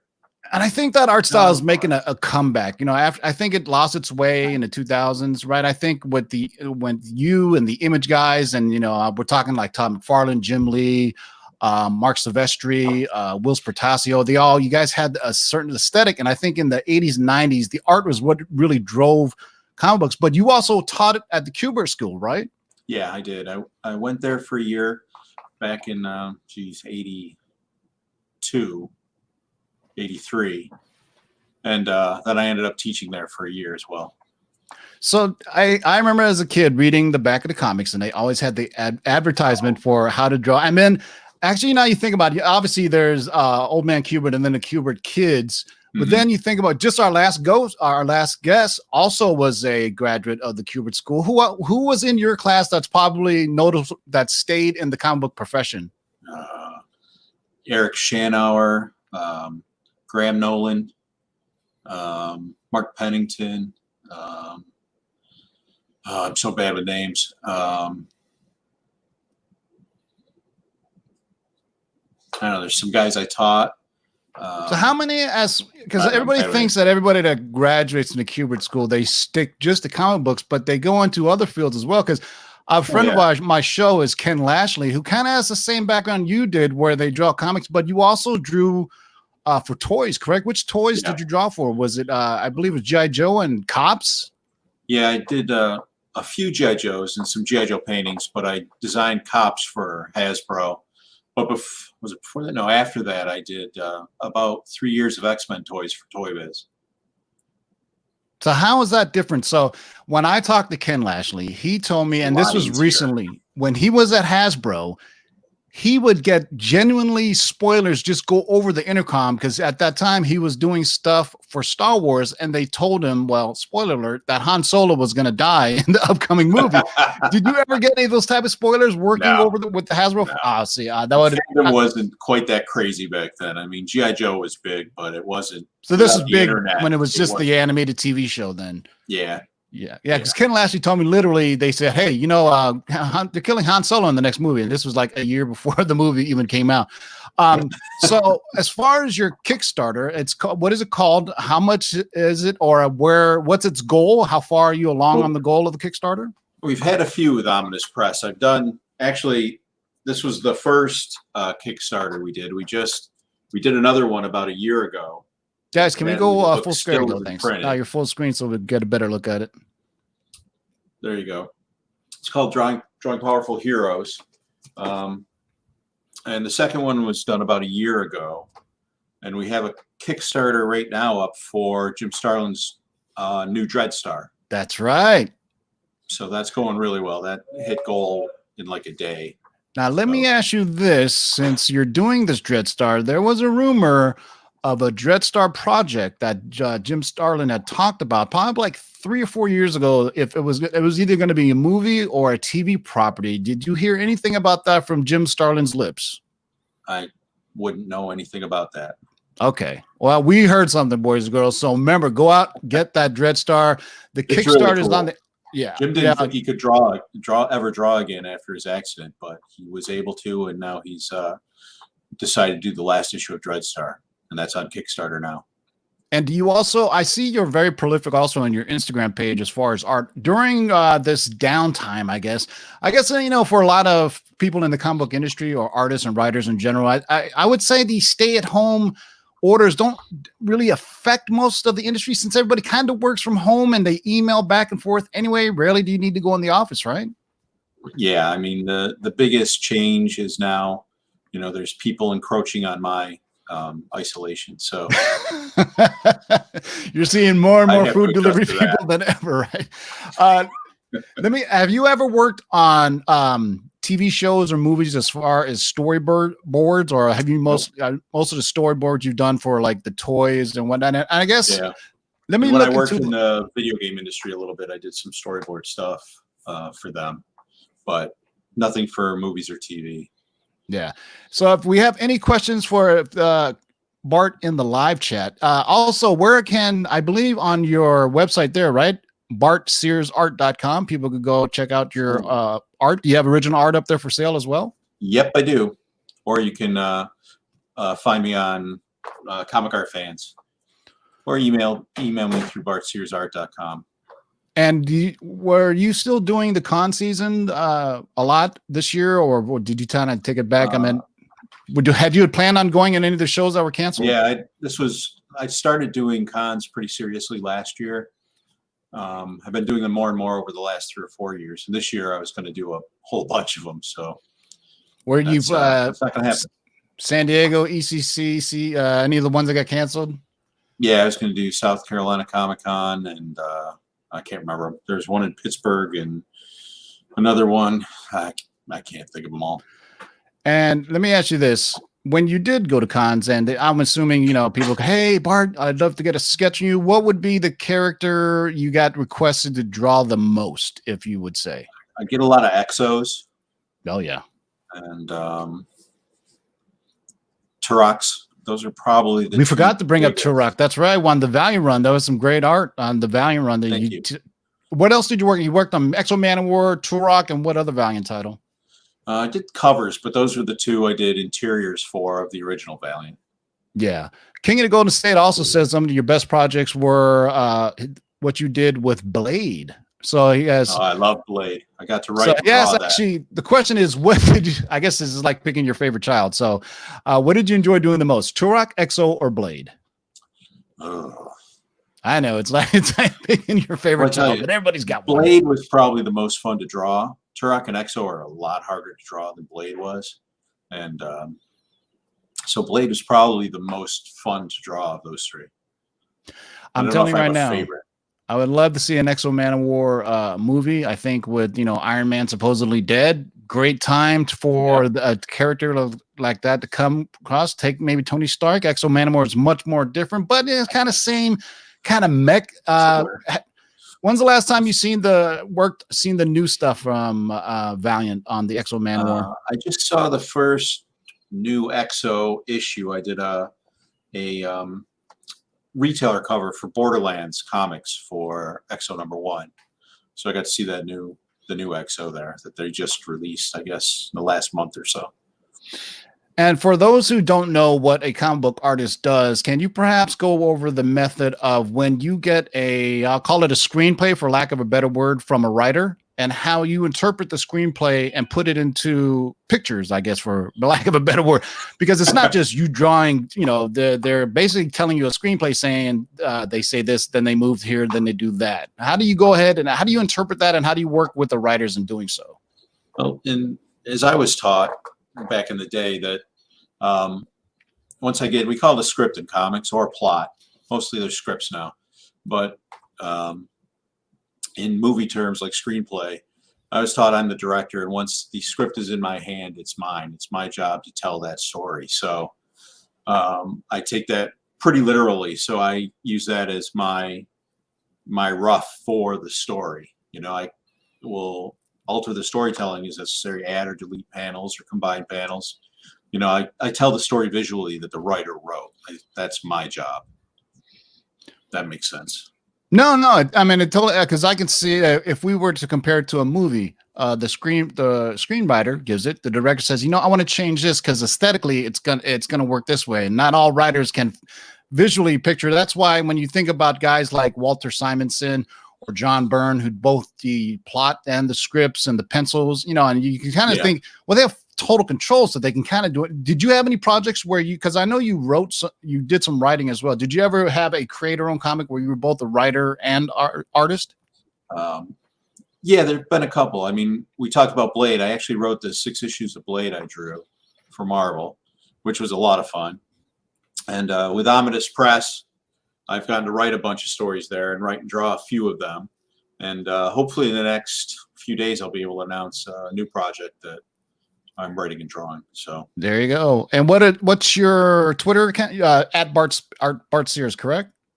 Bart Sears Art, I think, is my Instagram. Can you give us a hint on what it is? We love little insider tidbits. Yeah, it's Maiden. Oh, Maiden. There's actually a brand new creation for it for about 8 years, and so looks like we might be doing that real soon. So pretty excited. Can you tell us what it's about, or what's the? I'm never good at shortening things to one line. You got about 5 whole minutes to explain it. It's oh god, I don't know how I got myself into this. It's they're haunting tales of revenge. Is there? I'm going to leave it at that right now because I'm going to say something even stupider if I continue babbling. Yeah. And who is it being published by? Well, that's what I hope to announce soon. Well, it's always good to get competing offers, right? Once again, guys, if you can hit up, and this is all for a great cause. Thank you for all the celebrities, the creators who come on here, given their time, and this is all going to help out the Heroes Initiative. It's a company that helps out comic book creators who are in need, and right now people are in more need than ever, especially with so many people out of work. Also support them if you can directly. Go right over to Bart Sears Art. Hit him up on Instagram. I was just on an Instagram. He posts sketches that he does for people, and I'm jealous, Bart. I think I'm going to definitely have to get something from you. When's the last time you've drawn Doctor Strange? Wow.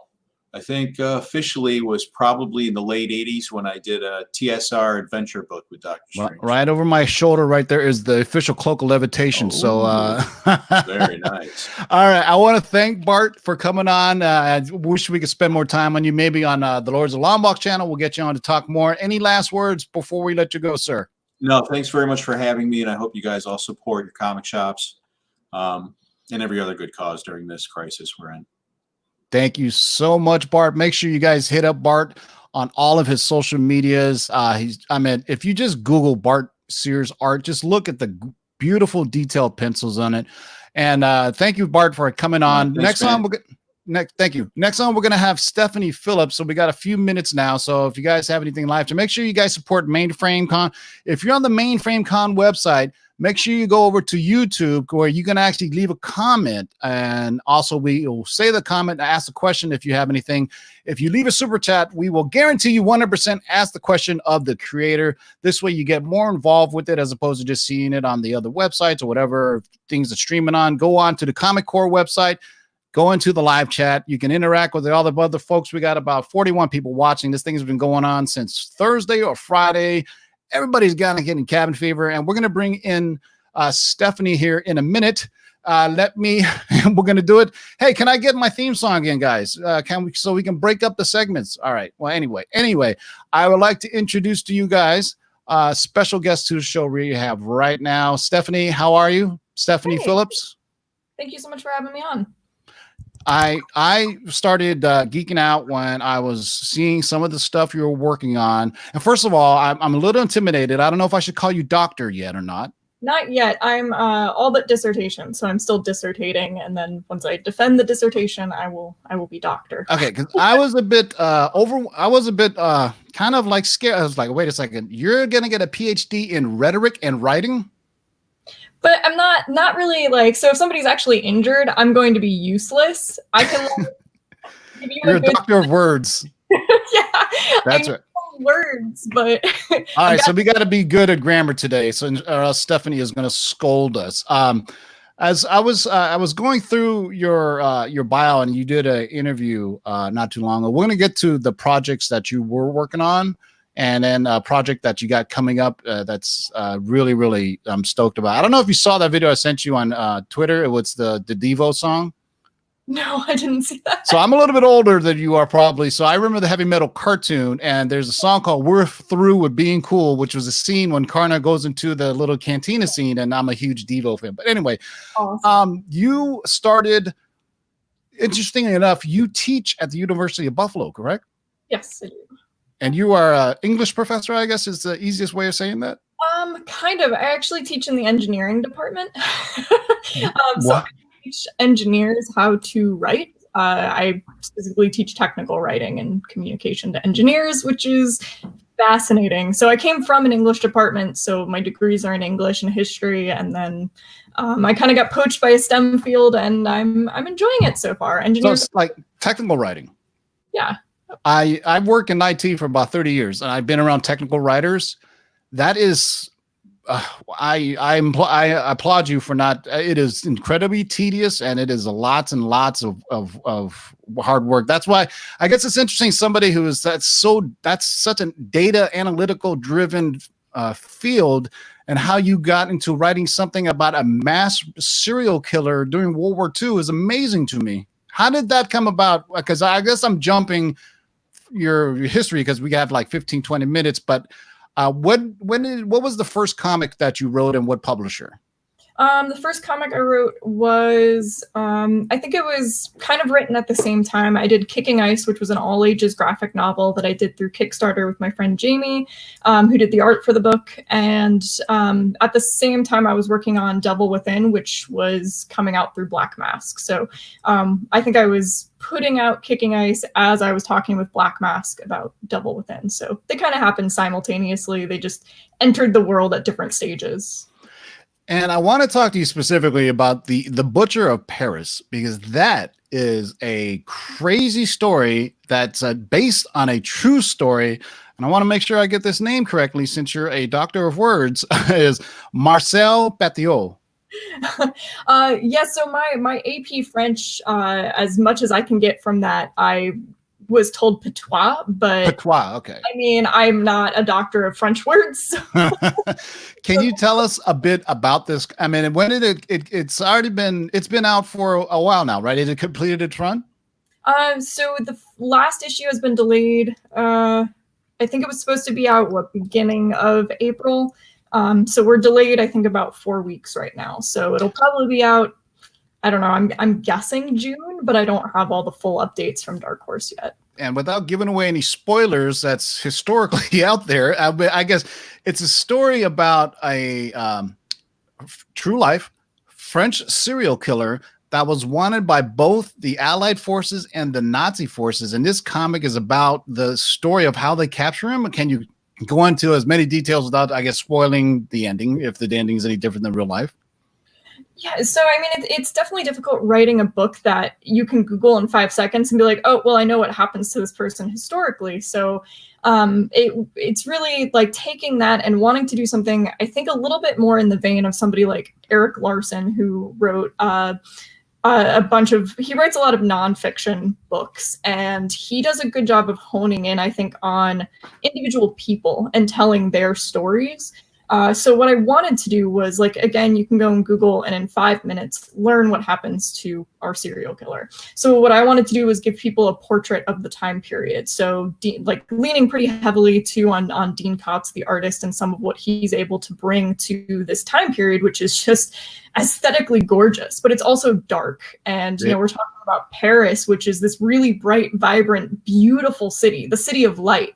And now we have a serial killer on top of the fact that the Nazis are occupying the city at the time. So it's a really dark period of history. And, you know, I think Dean, Jason, they do a really great job of capturing that in the art. So like short of just giving somebody a history lesson, we really wanted to find a way to make people connect and engage with the people, with the time period, with the setting, and really give a lot more than you could get on Wikipedia, which I'm not dissing Wikipedia. I use it all the time. It's great. Starting point.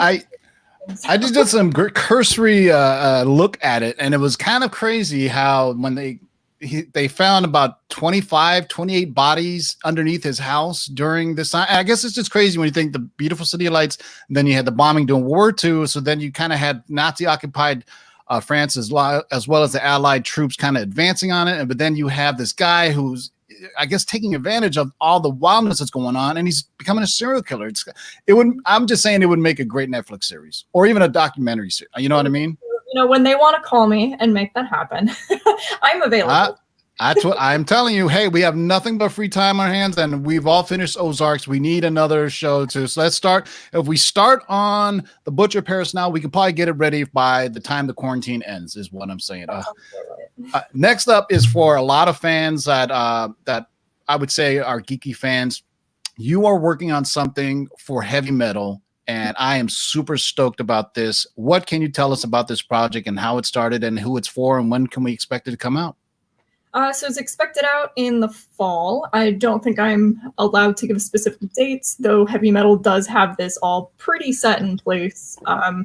I mean, Tarna is really awesome. So when I was asked to write it, I mean, there was initially like it's excitement and then initially a little bit of fear. You know, there's this huge fan base behind Tarna. She's been around a really long time, and we're kind of giving her a slightly different spin. So, I mean, I had seen the heavy metal cartoon. I went back and watched it, and you get this like really short glimpse that she's a really awesome kick butt character.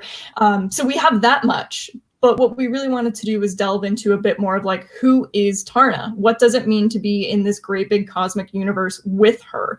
And kind of getting to explore that has been, I would say, really different from the other writing I've done that has a big historical basis or is very grounded. So I think that's been really, really fun for me to just be like, can I have this like really crazy cosmic weird scene in here? Oh, I can, because it's Tarna. Like we can do that. It's really awesome. We can kind of go crazy with it, and it's been a really cool opportunity to work on that. And for the kids who don't know, Tarna is the heroine of the heavy metal cartoon or animated movie in 1981. So she is the silver-haired warrior woman that defeats the Lochnar. Okay. I don't want to spoil the movie for you, but it came out in 1981. Chances are, if you haven't seen it, you're not going to watch it yet. But how do you explain Tarna's death in the comic? Because she sacrifices herself to take out the Lochnar in the heavy metal movie, correct? Yes. And I would say what we're doing is a little bit of a rebranding and relaunch of the character. So we are kind of going to square one with kind of some backstory. Who is she? What is her role in this universe? So I wouldn't say that timeline wise, this is starting right after the heavy metal movie, if that makes sense. So we're kind of going back a little bit and giving her this very developed timeline and personality in terms of how she's fitting into this kind of cosmic, the grand scheme of things. Is she going to have her flying pterodactyl chicken bird thing? Of course. Avis. Does it have a name? Because I don't think they ever gave it a name in the movie, did they? Yes. I can't remember what species he is, but he even has a species name. But yeah, his name is Avis. And Avis. You heard it here first. The flying pterodactyl chicken thing is Avis. One more thing about Tarna. Does she speak in the comic? Because she's mute in the movie. Right. Yes, she does. But what I would say is she chooses her words very carefully, and she's a woman of action. So what she has to say, sometimes she says it with a sword. Sometimes she says it just through her interaction with somebody else, whether it's sexual or whether it's violent. So whatever that interaction is, like, I think she's much more about that action. And I think that's really cool in the comic because it's going to get to bring together a little bit of the vocal set, very little bit, but a lot of this, like, again, the exploration of who Tarna is and her role in that universe as this really a defender and a protective figure. Now, is this going to be under the Heavy Metal magazine or the Heavy Metal comic imprint? So, you know, basically the comic size. It will be its own comic, but it's Heavy Metal and not their imprint. So this is definitely going to be PG-13 and Yes, I would say PG-13 is probably like where we've landed on things. And I'm always a big fan of insinuating more than showing because our minds, just as humans, I think we're just more imaginative than what we can put on the page. So whether it's horror or anything else, I think it's more fun to kind of let the reader wonder. And I don't want to get too serious with this because the original movie, it's broken down basically, and I think they're like 6 or 7 stories, and the other stories are a bit kind of goofy and corny, and some are a bit kind of very in this era. You know, if we look back on it in the lens, it's kind of a bit sexist, but the character Tarna in Heavy Metal is absolute badass. I mean, she is probably the first female warrior hero, princess, whatever that ever. I'm trying to think of maybe Wonder Woman, but she was nearly not as hardcore as Tarna was, and that's why it kind of stood apart from the rest of the stuff in it. Because then you had Den by Corbin, you had some other goofy stories, but her story really kind of takes the ending of Heavy Metal and puts a cap on it because she kind of is okay. It's kind of, we have to explain everybody what the Heavy Metal story is about, and the Lochnar is kind of glowing ball of evil that goes throughout time and space, and there's different stories that wrap around it. And she is, I think, the surviving member of the Tarkarians. Did I say their name? The Tarakians, excuse me. She is the sole remaining. They're basically these kind of mutated post-apocalyptic kind of cyberpunk mutants take apart her town, her part of the country, and then she rises up to go back and get revenge on them all. And it's really at the time, like, you had all these kind of goofy it's like the animation style is different throughout the entire film, but the tone of, and I think it's called The Legend of Tarna was the actual original from Heavy Metal in 1981. I think it's issue number 3 for those who want to go out and collect it. The first appearance of Tarna, I think, is in Heavy Metal issue number 3 from 1981. That's how geeky I get on these things. A lot of time, if your comic comes out and it hits, people are going to look for Tarna's first appearance, just so they know. For Tarna's first appearance is in Heavy Metal number 3, I want to say. But how did you deal with how because comics are a visual that a lot of times the human or females are very overly sexualized, and Heavy Metal kind of really invented that in the 80s, where then in 80s comics kind of really expounded, and 90s just took it all over. And how do you mix that into making, you know, how we have strong feminine heroes now, as well as keeping it what the original intent of the character was? I don't know if that's even possible. Why don't you speak on that if you can? Yeah, so I mean, that was something that I wanted to think about a lot going into this character. I mean, I know what she's wearing, and I've been asked that a few times, and you know, I have to say, like, I wish I had the confidence to wear that and wield a battle sword and go kick some butt. Like, I don't have that kind of confidence in my life, but you know what? You and I both. I wish I could wear that one piece. Like, not many people can pull that off, and Tarna, good for her. But I think there's a lot more to be said about how, so like the choices of what she's wearing and how she presents her body in this book, I would say, my decisions are very deliberate. So if there is a moment where Tarna has no armor on, I think there's something to be said about vulnerability as a strength, and thinking about those things and the body, I think, are really important for this character as well. And what I will say is I gave this a lot of thought going into the character and her portrayal in the comic, but also she looks kind of amazing, and she rides a flying pterodactyl chicken. So if she wants to wear that, I am not the armor police. So, and who is the artist on the book? I can't say yet. We do know who the artist is, but Heavy Metal will be making a more official announcement about that. Okay, but have you already seen some of the concept art? I've seen this person's art, and it's a really amazing fit. So I'm very excited about that. All right. So we're talking like, outfit like Vampirella, Red Sonja, it's part of comic book trope. So but Tarna has been around since 1981. She's always kicking ass. And Stephanie, I hope you kick ass too. I hope once it comes, the comic comes out, you can come back on the Lords of Longbox and we could talk about it with you. I'd love to talk about it. I could talk Tarna all day long. And any last words you have for us, Stephanie?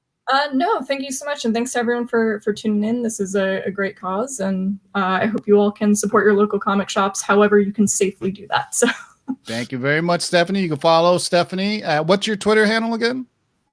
At Steph_Smash. I like that. Steph_Smash. Or you can go to www.stephaniecomics.com. Look out. Butcher of Paris is coming out soon. And then you got Heavy Metal. Anything after that?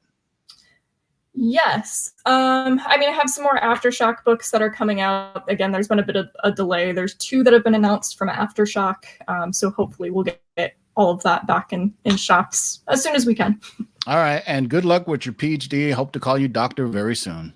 Thank you so much. I hope so too. All right, guys. Thank you, Stephanie. You're having us. Make sure you guys check out Stephanie. Make sure you check out The Butcher of Paris coming out soon, and Tarna on Heavy Metal Comics coming out soon. Once again, my name is TiVo. I'm from Lords of the Long Box. Thank you for supporting Mainframe Comic-Con, and thank you for supporting the Heroes Initiative.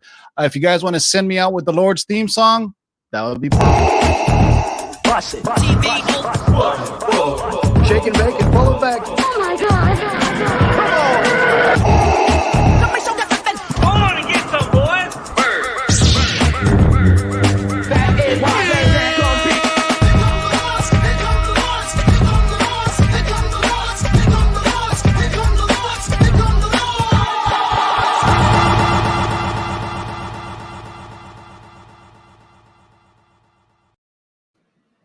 Well, once again, I'm Robert Meyer Burnett, and I'm here with somebody that doesn't need an introduction, but I'm going to give him an introduction anyway. John Mark DeMatteis, or JM to his friends, one of the most prolific, one of the most incredible, one of the most amazing comic writers, and not just of comic books, but of animation. He even wrote an episode of the mid-'80s Twilight Zone that I loved. But let me just quickly give you a quick rundown of some of the many characters he's written for. Superman, Batman, the Justice League, Booster Gold, Dr. Fate, Mr. Miracle, Martian Manhunter, Supergirl, Spectre, the Avengers, Conan, Daredevil, the Defenders, Doctor Strange, the Hulk. You know what? I can't even. Moon Knight he even wrote.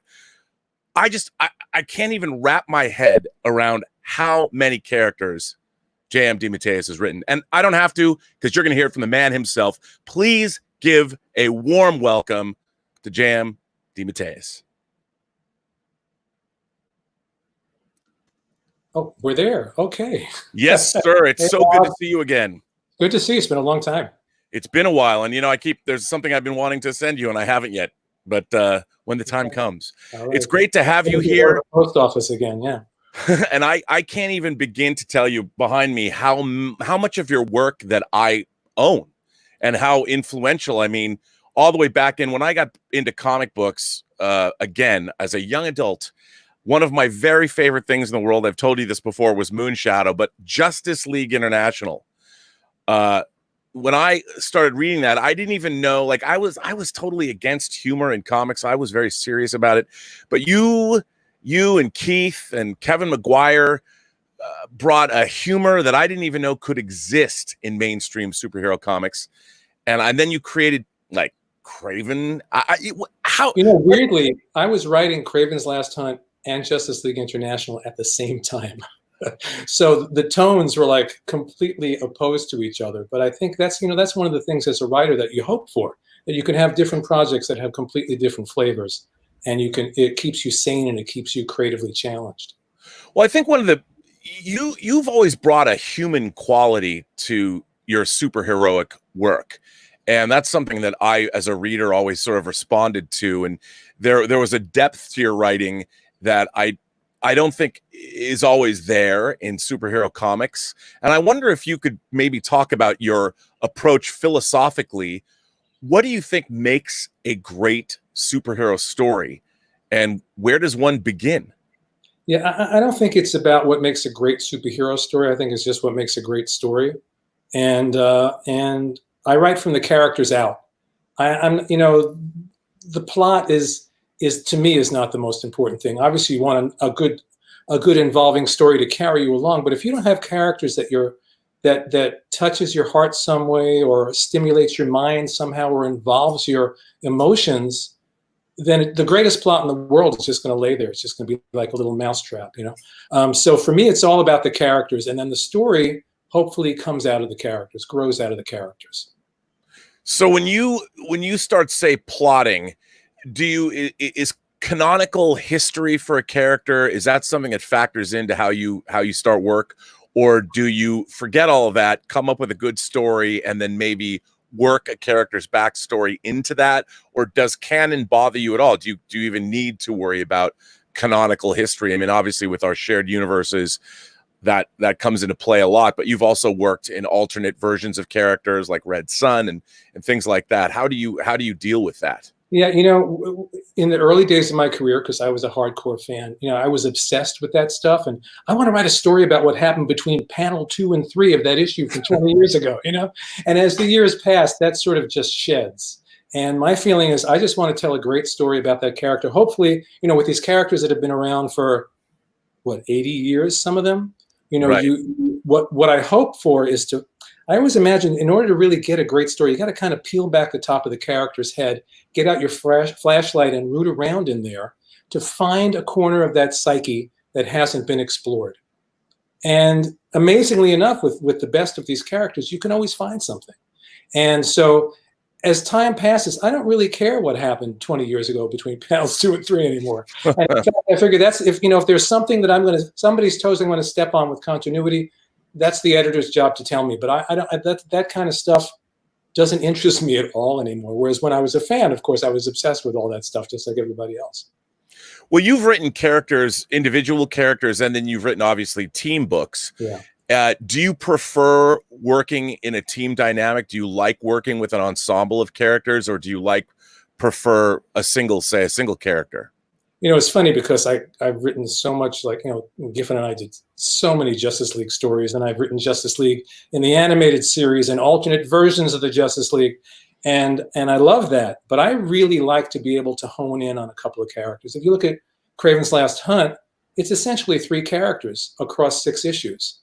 And you can really drill deep into the 3 of them. And even when Giffen and I and McGuire, when we were doing Justice League, it wasn't a typical team book. It was all about the character interactions. It was more about the conversation than it was about the superheroic action. Right. You could focus on a couple of characters. Let's focus on Beetle and Booster. Let's focus on Fire and Ice. And it was really a character thing. It's not easy for me, the team books where, you have like a crowd of heroes and a crowd of villains and everybody has to use their powers and they have to be big action beats and all. I can do it. I've learned to do it because I've had to, but it's not my favorite thing in the world. I always say that the second episode of Justice League Unlimited that I did, they gave me a storyline that had almost every character in it. It was but it was a real challenge because it's not my forte. So it's always good to step outside of that comfort zone and do the thing that you think you can't do and figure out a way to do it. Well, with Justice League, what I found really interesting was your characters would just hang out sometimes. They would just literally, they're not going anywhere. They're just in a room talking with one another. And I remember thinking when I saw Avengers Age of Ultron, the movie, and there's the great scene where they're at a party. The characters are all at a party. The Avengers are all at a party just talking. And when I saw the film, I thought back to your Justice League comics, and I'm like, I would watch an entire MCU, an Avengers movie, if they just hung out. If you watched a real-time dinner party for 2 hours with all of the Avengers characters, and it made me think of your Justice League comics. And I thought that was and that's, you actually bring that to all of your comics, really. I mean, the character interactions, whether they're in some huge battle or quietly having a conversation, I really think that your characterization of what these superhuman characters is your strong suit and is across all of your writing. I mean, I really feel that your writing is very heartfelt and it has an emotion that I find unique in the medium. And, Yeah, I mean, I've always felt that way. And of course, you wrote one of my favorite comics, Moonshadow, which is a complete divergence from superhero comics, but still, I think one of the most wonderful, one of my favorite comics of all time. And I have to plug it. Dark Horse last year put out a brand new hardcover edition, the definitive edition of Moonshadow. The most beautiful edition that's been done so far. Is really well, since we're plugging it, here it is. God bless you. Allow me. You know, I like to have things, and this, by the way, it does say the definitive edition. And if I do say so myself, you are correct. It is a beautiful tome. Yeah, and I go through my files. I don't save. I'm not one of those people that saves all my old scripts, but I saved everything from Moonshadow. So I have handwritten notes from when I first got the idea. You know, early outlines. Muth found his early sketches. It's a really beautiful, beautiful book, and that really was the book that kind of liberated me as a writer, because I've been working in the superhero universes for a few years, and you know, you get into a mindset. I'm writing a superhero comic, you know? Right. And so by stepping out of that and doing Moonshadow, where it was just like the same as writing a novel, I was writing my story my way with my voice. Then I was able to step back into those universes and bring that perspective to the other stories that I was doing. I think I did Craven probably right after Moonshadow finished. Had I not done Moonshadow, Craven would have never been what it was. Now, when you write, obviously comic books is a medium where you're working with an artist. What is sort of your process? I mean, I remember growing up, write or make comics the Marvel way. You know, there's different ways that writers and artists interact. What is your process? If you could talk a little bit about your process when you are working with an artist, how do you do that? And where do you begin for maybe budding comic writers out there who don't know? You know, the best stories for me literally show up like movies in my head. I may wake up in the morning, I'm laying in bed with my eyes closed, and literally there's some movie playing in my head. I'm like, well, what's that? Oh, that's interesting, you know? And I got to run to the computer and write down the movie that I just saw. And those are the best stories, the ones that come like that. And you're seeing it visually, so it's easy to communicate that visually to your artist. And it's comics, you have to think visually. And it's kind of second nature to me now, but it's something that you really have to kind of learn and develop as you go along. And it really depends on the project. On creator-owned things, you're usually working with an artist that you've chosen. You guys want to work together. Sometimes you've created the idea together. So there's a real symbiosis going on there. And when sometimes you're working on a monthly book, you don't know from month to month who your artist is even going to be. You know, you hope for the best. Right. But you know, the reality is still, you got to be following that movie in your head. You have to be able to see the story to tell a story in comics. It has to be that way. You know, and sometimes when I write, what I'll do if I'm working full script, because you know there's full script and there's Marvel style. If I'm working full script, sometimes I'll write the visuals first, then go back and add the captions and the dialogue afterwards. Although sometimes I'm seeing it in my head and I write the captions and the dialogue, and then I go back and I add the visuals because I've already seen them in my head. So it really, the different story leads me on. And then when you have an artist that you know and that you trust, you can see their work in your head. Sure. So it's really easy to write for them because you know what they're going to do, and you can see it in your mind as you're writing the story, and that's the best. That's the absolute best. Well, going back to something like Justice League, I don't remember. That was the first time I ever saw Kevin Maguire's work. That's the first time I remember seeing his work, and no one up until that point had ever drawn faces the way he drew those faces. Nobody had ever done it. No. He was so famous for that, and I'm just wondering, like, when you write these scripts and Giffen and all that, and you're working, and then you see art like that come back, what was that like? I mean, that must have been delightful, I would imagine, when you suddenly see a whole different style put to your words. Well, first, let's talk about Kevin in particular. You know, you're just right. No one had ever done what Kevin did. No one. There's never been anyone who had that kind of acting on the page, who had those kind of facial expressions. And that, since that book was all about character interaction and dialogue and reaction, he was the perfect person. Now, we didn't know going in that that's what the book was going to be. We just kind of stumbled into it. But, you know, so God bless Andy Helfer, our editor, for putting all these pieces together that all worked so beautifully. But Kevin was the perfect artist for that book. If Kevin hadn't been drawing the book, I always say we might not be having a conversation about it now all these years later, because you need all those elements in place. And Kevin, like I said, Kevin's acting on the page, his facial expressions is perfection, you know, just perfection. It was perfect for that book. But in general, the best part of doing comics, if you grew up as a comic fan, is when you get the art. Right. When the art comes through and it's some fantastic, beautiful art, I'm 10 years old again. It's like I'm laying on my living room floor reading a comic book. I'm totally enraptured.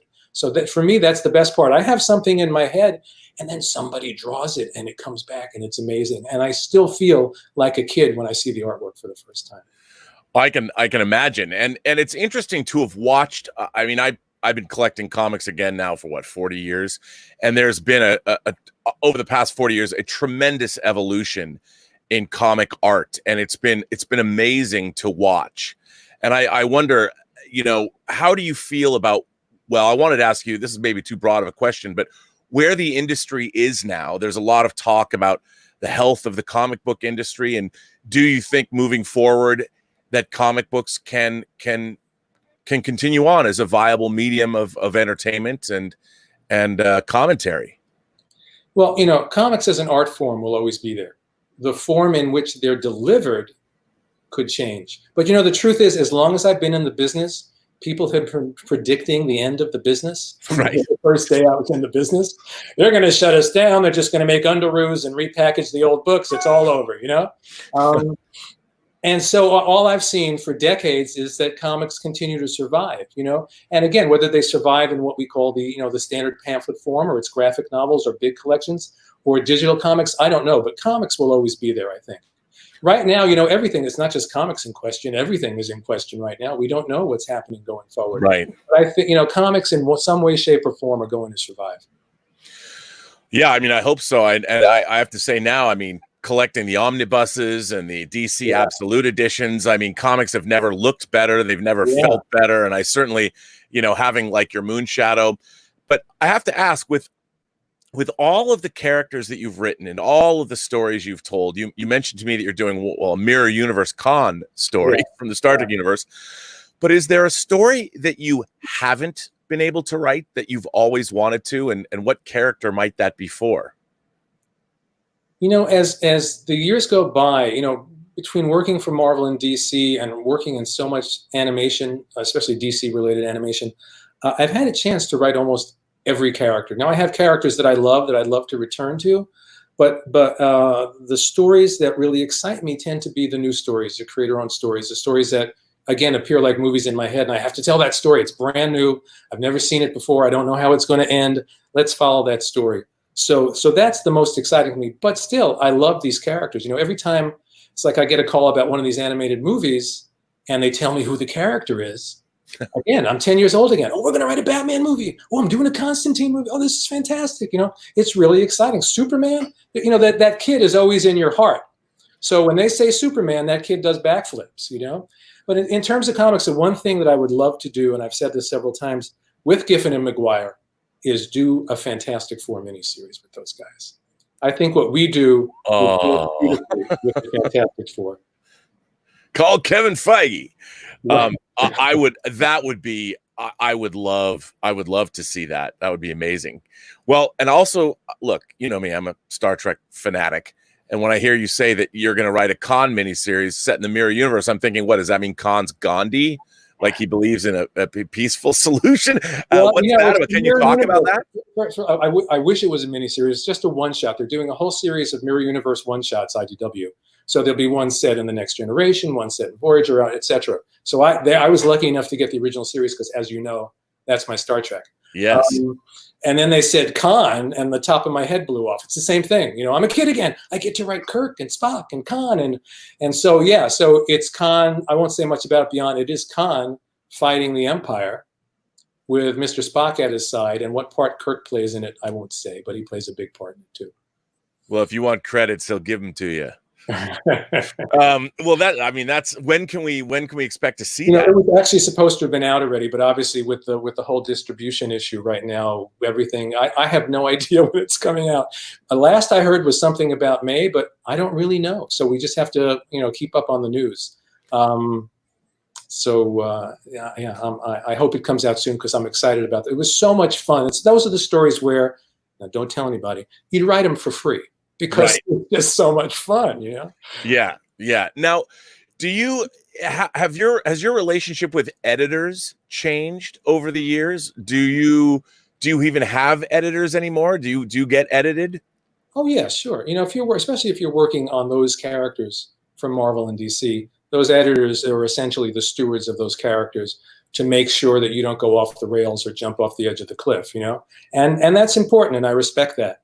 At the same time, I've been doing this long enough that I think the editors respect me and trust me. So, but it's, you know, you always know, it doesn't matter how long you've been doing something, as you know, you always need someone with a voice who'll say, take another look at that. You know, and the editors that I trust the most are the ones that don't do that all the time. You know, some editors are trying really, really hard, and so they want to jump over every line and every panel, everything. You know, and those are the guys that are the ones that you want to avoid. The editor that kind of gives you the room to tell your story your way, and then picks up the phone one day and says, "That's not working." That's the person that you trust, because you know that they're not there to jump all over you. They trust you, you trust them. So when you get the call, you pay attention and you rewrite that. And I respect that, and I need that. At the same time, the fun of doing these creator-owned things is I'm essentially my own editor. We tell the story exactly the way that we want it, and the period goes there, and nobody changes anything, and that's great. That's really great. Midwest Comic Man says he's been very vocal that he thinks Kraven's Last Hunt is the greatest short arc ever done. When you finished it, did you know you had something special? No, the idea that we would be talking about either Justice League or Kraven's Last Hunt or any of these stories 30 years later, or the idea that, I have just written a classic tale. It doesn't work that way. You're just happy that it's coherent. Do you know what I mean?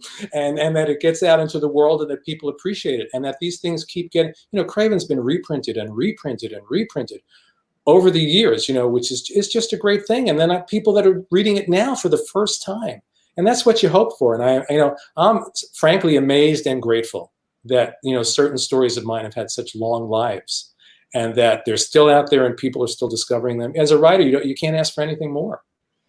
Well, one of the things too that you've seen as well is the rise of the comic book film. I mean, I remember sitting in 2012, sitting in a movie theater watching Avengers, and I really had a hard time believing that I was even watching this. Like, if you had asked me 20 years ago, they're going to make an Avengers movie and one of them is going to be the highest grossing film of all time, it would have been like, get out of town. Come on. You would have had to make movies about Captain America and Thor. And how are you going to make movies where those characters could even coexist in the frame together? Right. Have you been, and then of course with your animation, have you been, can you believe where we're at now, or is it something that you always believe would be a natural evolution of the medium, and movies, obviously the place where everybody loves film, but superhero films up until really 2000s X-Men, you had sporadic movies like Tim Burton's Batman or Blade or Superman, the original Superman movie and all that. But and those things, they seemed like they were anomalies, because it wasn't like suddenly there were 100 other great superhero movies that followed those. So no, who could have guessed? It's the same thing, I keep going back to that 10-year-old kid. If I could go back to my 10-year-old self and say virtually every other week at the movie theater, there'll be a great superhero movie opening, and then you can turn on your TV almost any time and find either an animated or live action superhero show, he would faint, because it was beyond conception. I mean, my first view of a live action superhero show was the George Reeves Superman show. We've come a long way, from the same flying shot over and over again. I mean, I still go back to the Adventures of Captain Marvel serial, which I still think is pretty great. Right. Well, those things have their charm because you have to take them for when they were made. We can't apply the standards of today to something from 50, 60, 70 years ago. It's crazy. It's amazing. Now, what do you, besides the con story, do you have anything upcoming that you can share? The things that I'm working on now, I can't talk about, but what's out right now, which I will plug, is the Superman Red Sun animated movie. Right. You can get on either Blu-ray or you can probably stream it on Amazon and Google Play and all those. This is the adaptation of Mark Millar or Mark Miller, depending on how you pronounce it. Mark's story, great story about what if Superman's rocket landed in Soviet Russia. It's a great story. And it was great working on it. It was just a really rich, challenging story. And I'm really, really happy with the way it turned out, and people are responding to it really, really well. And the other one that's out right now, for those of you, well, anyone can get it on CW Seed, which is the CW streaming app. We have a Deathstroke animated series. The first part of that is up now on CW Seed. And that was another fun project. That's, we were talking before about never knowing what the character is going to be until they call you. And they called me up about Deathstroke. And I was aware of Deathstroke, but I was never deep into the Deathstroke mythology. What?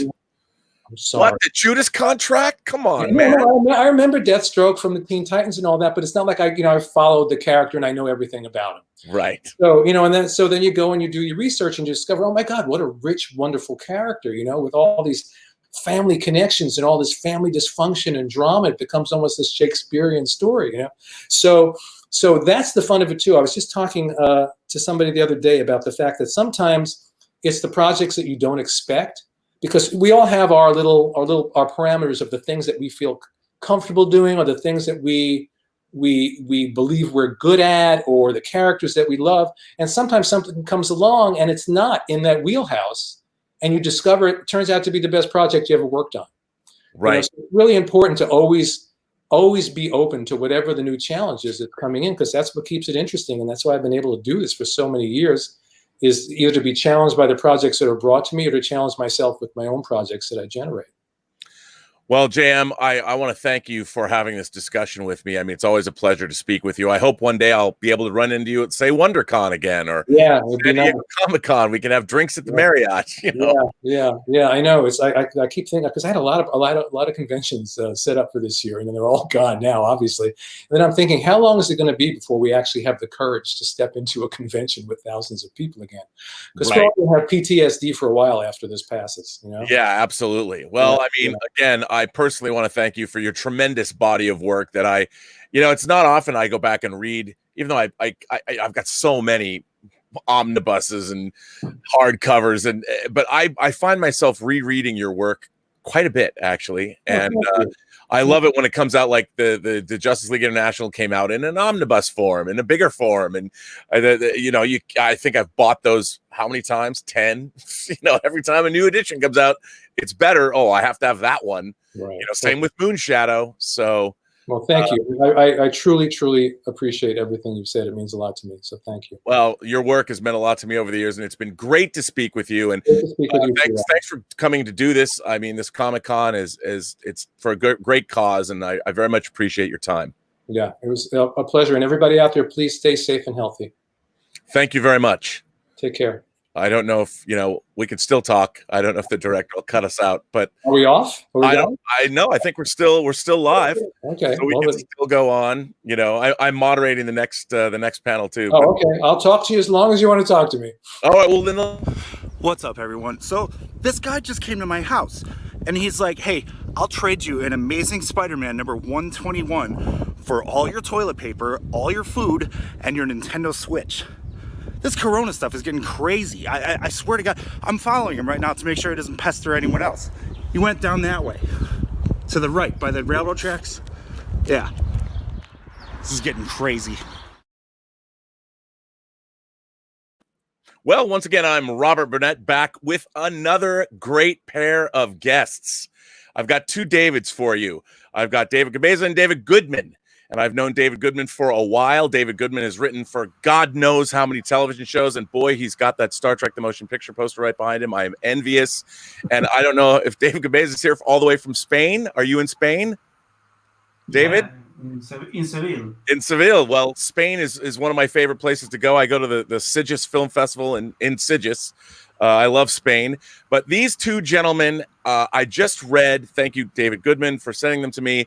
Are they the latest issues of the Orville comic? Those are you read the first two issues. And I just want to stop just for a second and say hi to David Cabeza, who's been my collaborator, and we've never seen each other.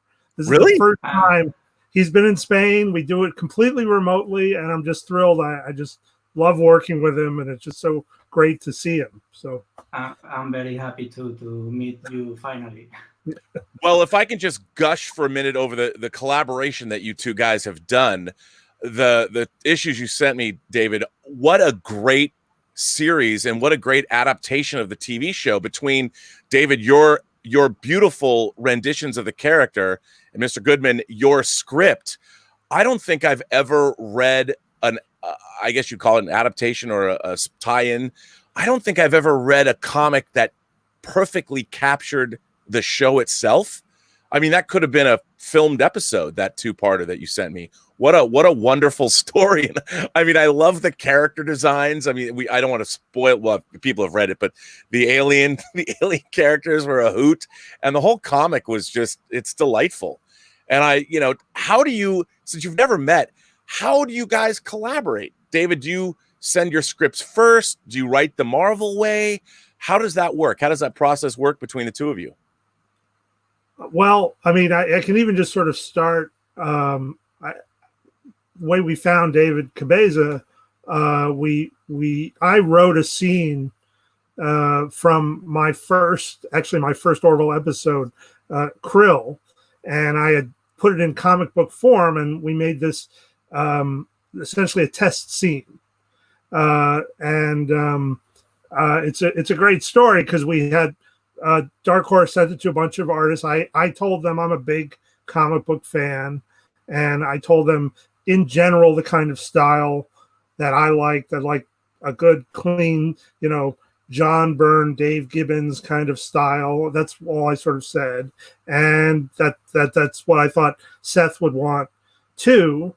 And we sent out to a bunch of artists, all who did great work. But I knew that Cabeza's work was the best, and I had to let Seth decide, because Seth is obviously a very accomplished artist himself and has clear ideas of what he wants. So I put them all in front of him on the set one day. I said, "Hey, just take a look," and he's like, "Oh, it's that one." I mean, it was very clear that David was far and away the best artist, and I had never written comics before. I've been a big fan, but I mean, the Marvel way, just explain that to me. The Marvel way is what? Well, it's drawn first, and then you add in the dialogue later. No, right. So you would write it more as a screenplay kind of a thing for more detail. I'm directing it in some way, but again, David, we send the scripts, and David has had a lot of input and has said, this isn't going to work, or I'm having trouble with this, and he'll redo it in some way. I mean, you can ask him what his process is like once he gets that script from me. I'm trying to be very specific, but I'm also open, because again, these are the first comics I've ever written. It's a very different skill set than writing a script for TV. Well, before I get to David Cabeza's process, I would be remiss if I didn't say that you've been writing television for a long time. And of course, you've written Star Trek books that I love, whether it's the autobiography of Captain Picard or the autobiography of Captain Kirk. You've written on Enterprise. You're an executive producer and writer on the Orville. You're also the president of the Writers Guild of America. I mean, I would definitely call you a baller. So the fact that you're writing Orville comics, I am delighted by this. Yeah. And I was delighted by the comics you wrote, because again, it really captured, I mean, obviously because you're working on the show, but you really captured the flavor of the show. And that's fine on a page, but what David Cabeza did was he also plussed your writing, and it just worked, and it gelled so well. And I'm wondering, David Cabeza, do you work from references? Were you captured the likenesses and the expressions and the personalities of the actors and the characters so well? What is your process? How does that start? To be honest, I look for a lot of references in the episodes. Without that, I can't do it. And I try my best to get the likenesses. Well, not all characters, but the ship too. But you also created in those two issues an alien race, a kind of delightful looking alien race, and I'm wondering where did that come from? Was that something that was in David Goodman's script, or were you given leeway to create that new alien race yourself? It was in the script. It is his idea, but I added some of my ideas, and it resulted on that alien race. Because I mean, that was it. Just you can't not read that comic without a big smile on your face, and part of that is due to the art. I mean, you really capture the characters well. So how? I mean, obviously, we're in a position where no comics are coming out right now. How the comics have been being published for a while now. How far into the series are you? Have you written ahead at all? How many issues haven't we seen yet? And how many do you plan on creating? Well, there've been 4 published, 4 issues published, and then they were published as an omnibus of the first 4, and then we've written. David has fully drawn 2 more, and is working on a third. So they're both 2-part stories. We do them. Each story is always 2 parts. This allows us to do something that's closer in. I think that was actually Dave Marshall, our editor at Dark Horse's idea, that by doing 2-part issues, you get more of a sense of a full episode. So we'll do these 4, and I think 4 more after that. And then in terms of how long it goes, really, it depends obviously on how well they sell, and we never know how long the Orville itself will continue, and that will also operate on how long the comic series continues too. But we're having a great time. I mean, the next 2, you haven't read the next 2. The next 2 that are already out, it's really kind of a barn burner. And then the next 2 that are coming out soon, this 2-parter called Launch Day, I really abused David Cabeza. He had to do so much. I mean, the new aliens were on a planet and a city. I really think I pushed him to his edge, but the work he did is just phenomenal. It's a great, fun. I'm not lying, right, David? That was really hard. Those 2. Yeah, but the current one is even more difficult for me. I'm sorry, I didn't know that. I hadn't heard. But because of the circumstances, because I'm here at home with my kids, and it's difficult to work in these circumstances. Yeah. But it's a lot of fun. Yeah. Well, David Cabeza, could you talk a little bit about your artistic influences? Did you grow up reading comics? I noticed I went online and looked at, you've done a lot of beautiful superhero work as well. And I just wondered, what were some of your comic art influences, or in art in general, your influences? What made you become an artist, and talk a little bit about the kind of comics that you've enjoyed in the past?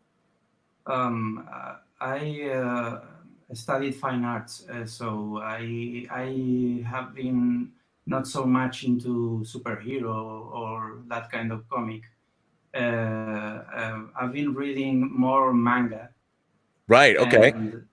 And there are a lot of influences of manga in my drawing, but I think that my main influence right now is Frank Cho. Oh, okay. Because I like him so much. His art is so beautiful.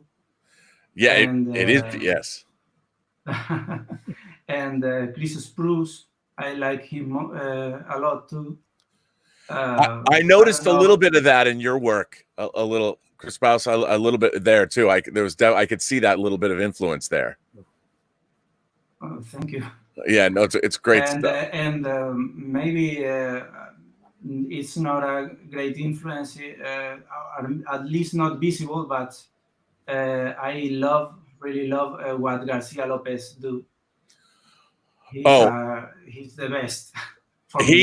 He drew a comic called Atari Force that nobody remembers. It was a 20-issue series that I'm a huge fan of. Jose Luis Garcia Lopez is one of my favorite artists, and he did Teen Titans. I've been a fan of his forever. So I One of the wholeheartedly agree first, with you. one of the first comics I ever read was that Batman versus the Hulk, or Hulk versus Batman. I don't remember the exact name, but I really love that with that issue. Yeah, he's amazing. Well, David Goodman, can you tell us anything about the Orville's third season? Where it's at? Where is it going? Because obviously with the Disney merger with Fox, can you tell us anything, or is it top secret? Well, I can't really tell you any sort of spoilers. I mean, No, of course not. All I can say, I mean, we were shooting and we had to shut down because of the pandemic, and my assumption is that as soon as it's safe to start shooting again, we will pick up where we left off. That it does obviously cause a delay to when the audience gets to see it. From a scope point of view, for people who are familiar with the series, last year's 2-part Identity episode, we had this just second part of the episode was this biggest, the biggest thing we'd ever done, biggest thing that's been done on television in terms of space and battles and just crazy. And that episode would be considered one of the smaller episodes in the third season. So third season is really a barn burner. It's the stuff we're doing is just great. And not just in terms of obviously the physical scope of the show and filling in our universe and all that, but also paying off all sorts of character things that we've set up over the first 2 years. Again, standalone, all the episodes are standalone, but for people who've been watching the show, there's lots and lots of payoffs, lots of taking our characters to new places, and both physically new places and internal new places. And I think when we're finally finished, people are going to be very, very excited about it. The problem that we have with the comic, when we did the first 4 issues, it was between seasons 1 and season 2. And so I knew that season 1 season 2 would almost be out when the comics came out. So I could pay off some stuff and explain some stuff in those issues, introduced Kelly's boyfriend, how they met. And yeah, that was cool. As an example, we have a bit of a problem with this one that David and I are working on now, is because I think the comics will be out a while before the season premieres, so we don't want to give anything away. So they really are sort of standalone adventures. One of the touches that I do in the comic that I think is sort of reflective of the series is that I will when I describe a character, I will often describe a movie star, and David will draw that movie star. And I never say who the movie star is because I don't want to be sued. But if you're paying attention reading these comics, if the character does look like a movie star, it is. Actually, I think that I did in the first issue, that recording of the dead, the lieutenant. Did he look familiar to you at all? He looked a little familiar to me. Yes. yes, he did. Now that brings up a good point. Are you able to do things in comic book form for the Orville that you couldn't do live action? Is that something that you're going to be approaching or doing, or are you doing? Do you want the comic to seem like it is an episode that hasn't been filmed yet or wasn't ever filmed? Well, I think that the aliens that you pointed out, the sort of the penguin-like aliens in those first 2 issues, I don't think we would have been able to pull them off right effectively on a television show budget. And so that's an example of a touch of something that makes it more of a comic. I think that I want the comics to feel like the way I felt like the disappointment I always felt as a Star Trek fan reading Star Trek comics back when I was a kid. I mean, they were terrible. They never made you feel like you were getting to see an episode. I hope I'm not insulting somebody, but they're much better now. I feel like the Star Trek comics that get written now are much better. But the ones that when I was a kid collecting comics and a Star Trek fan, I wanted the feeling that I was getting an episode that had never been made. And exactly. I didn't need, and that's the goal here with these comics is like, here's some extra Orville episodes. That's always been my intent. And the audience seems to like them. I mean, you know. Oh, I mean, absolutely. And I think the two of you gelling together, creating it really did feel like I like I said when we first started talking, that it really did feel like an episode of the show that I just hadn't seen yet. And I think, how often do you get the executive producer of a TV show also writing the comic books, the comic book adaptation for that show? I mean, I don't know if that's, I mean, it's pretty unique. There's been a few, like Dorothy Fontana wrote a few comics, and right. Diane Duane wrote some Star Trek comics, and she wrote an episode of the first season of TNG. But Brandon Braga, I think, wrote some boards yes. That were pretty cool. He did. I don't think he wrote them while the show was airing. No, that's true. This is unusual. You're right. Yeah, it's very cool. I mean, especially, you know, you've become you're a great Star Trek prose writer. You're a great Star Trek screenwriter. So it's exciting to have you writing Orville comics, and David Cabeza. It's exciting to have you drawing them together. I mean, I think it's the synergy there is really it's really exciting. Now, I wonder maybe if you could talk a little bit about, would you collaborate? Have you, David Goodman, wanted to write something, maybe a unique character-owned or a creator-owned character in comic form that has nothing to do with the Orville? Something that you guys could collaborate on that is unique, a new property that's you haven't told us about yet, or that isn't based on the Orville? Well, I did run an idea by my editor at Dark Horse, and David Cabeza would be the first artist I'd go to. So, assuming that we can get that off the ground, I'd hope that he would. You know, I'm currently killing him with the Orville comics, so I hope he still wants to work with me. But it's such an easy collaboration from my end. You know, any note I give, any thought I give, and then all the work that I get back from him is always just amazing. And so, yes, I would work with him in a minute. I have to find out if he wants to do it. But yeah. Oh yeah, absolutely. Now, I'm curious about how you guys collaborate. Do you ever, like you said, you hadn't even seen each other up until now, but do you ever talk on the phone, or do you just talk via email? Just email. It's like David gets the script, and then he does sort of a rough layout of the whole comic, which he sends to us, which gives us a sort of a general idea of the framing of each thing, and he'll sort of talk about maybe some problems he might have with what I wrote in terms of how it lays out. It doesn't quite work the way I'm saying it should, or maybe I clarify something, or maybe I then change it, and then he gets approval for that, and then he does the whole comic, and we're, you know, going back and forth with notes.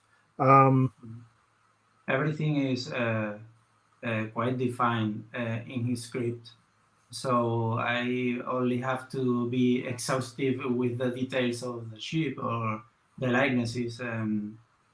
Maybe the first issue when it was his first one, we had to talk more, but after that, everything has been smooth. I had to learn. I had too many frames per page. I think that was the biggest problem that David had and the editor had with my first issue, was just I was sort of cramming too much onto a page. And again, I just didn't have any experience. And right. once they sort of gave me that number, then I designed my scripts based on that. Now, do you have to get your scripts approved by Seth, and do they have to be approved by the legal department at the studio at all, or you do have free reign? I have free reign. I mean, Seth's very supportive of it, and he's been very happy with how it's turned out. And we don't, again, because I am such an experienced producer in television. I don't do anything in the comics that's going to cause us any legal problems. Right. I'm very, so I'm already doing that. I do that work while I'm writing it. I'm very aware of what a problem might be, and I make sure that I don't do anything that's going to cause us a problem. So I don't need to. And then Dark Horse looks at things, and sometimes, like for instance, it's sad, but like we can't have Kermit the Frog on Ed's desk. Oh, right. Yeah, which is sad, but and Dark Horse caught that and told us. And David, I don't remember if the frog is no more in the TPB. It's no more in the it was in the issues, in the single issues, but in the trade paperback, I don't remember if it is or it is not. The frog. Yeah, I think it's gone, right? It's gone. Okay, yeah. I haven't checked it. Now wait a minute. So that's interesting though. But you can show it in the show, but not the comic. Well, we had to get permission to show it in the show. I mean, that was not back. That was before. Now Disney owns the show, so it's probably, and Disney owns the Muppets, so it may not be a problem. But back then, we were not. 20th wasn't owned. 20th Century Fox Studio was not owned by Disney, so we had to get permission. But you get, you do that all the time in television, and we were able to get permission from Disney to have Kermit the Frog. It was sad for me to remove it. Well, now that you can, when you publish the hardcover omnibus edition of all of them, you can go back and drop in Kermit the Frog in all the frames that you had to remove him from. I mean, yeah, exactly. Why not? Exactly. So then I think I guess to conclude, how have you, David Goodman? How have you enjoyed working in comics? Is it something that you've had a good time with? It sounds like it is. Yeah, no, I mean, it's funny. I mean, it's like I've been a writer, as you pointed out, I've been a writer for 31 years of writer in television for a long time. I've always wanted to write comics. and I've tried at numerous points. I've gone to comic companies with ideas. I pitched a comic idea to DC, a Batman idea. I've been trying. And I knew when Orville got picked up that I was going to backdoor my way into comics by getting a Orville comic. And everybody was completely supportive of the idea. But I don't think anybody really knew just how excited I was to get to write comics. So, I want to continue to do it. I hope the audience is still there and wants to keep buying them. And, we've got some cool, Launch Day, that two-parter is coming up. It's a big story. And then the two-parter after that is a Tala-centric story, which is, I think, really cool and has sort of a comic book element to it. I won't go into it, but it's really cool. So I'm excited to keep doing it. I hope I don't again kill David Cabeza with the works. And David, how have you enjoyed? Is this a steady gig? And does it make you want to do more comics, do more diverse kinds of comics? I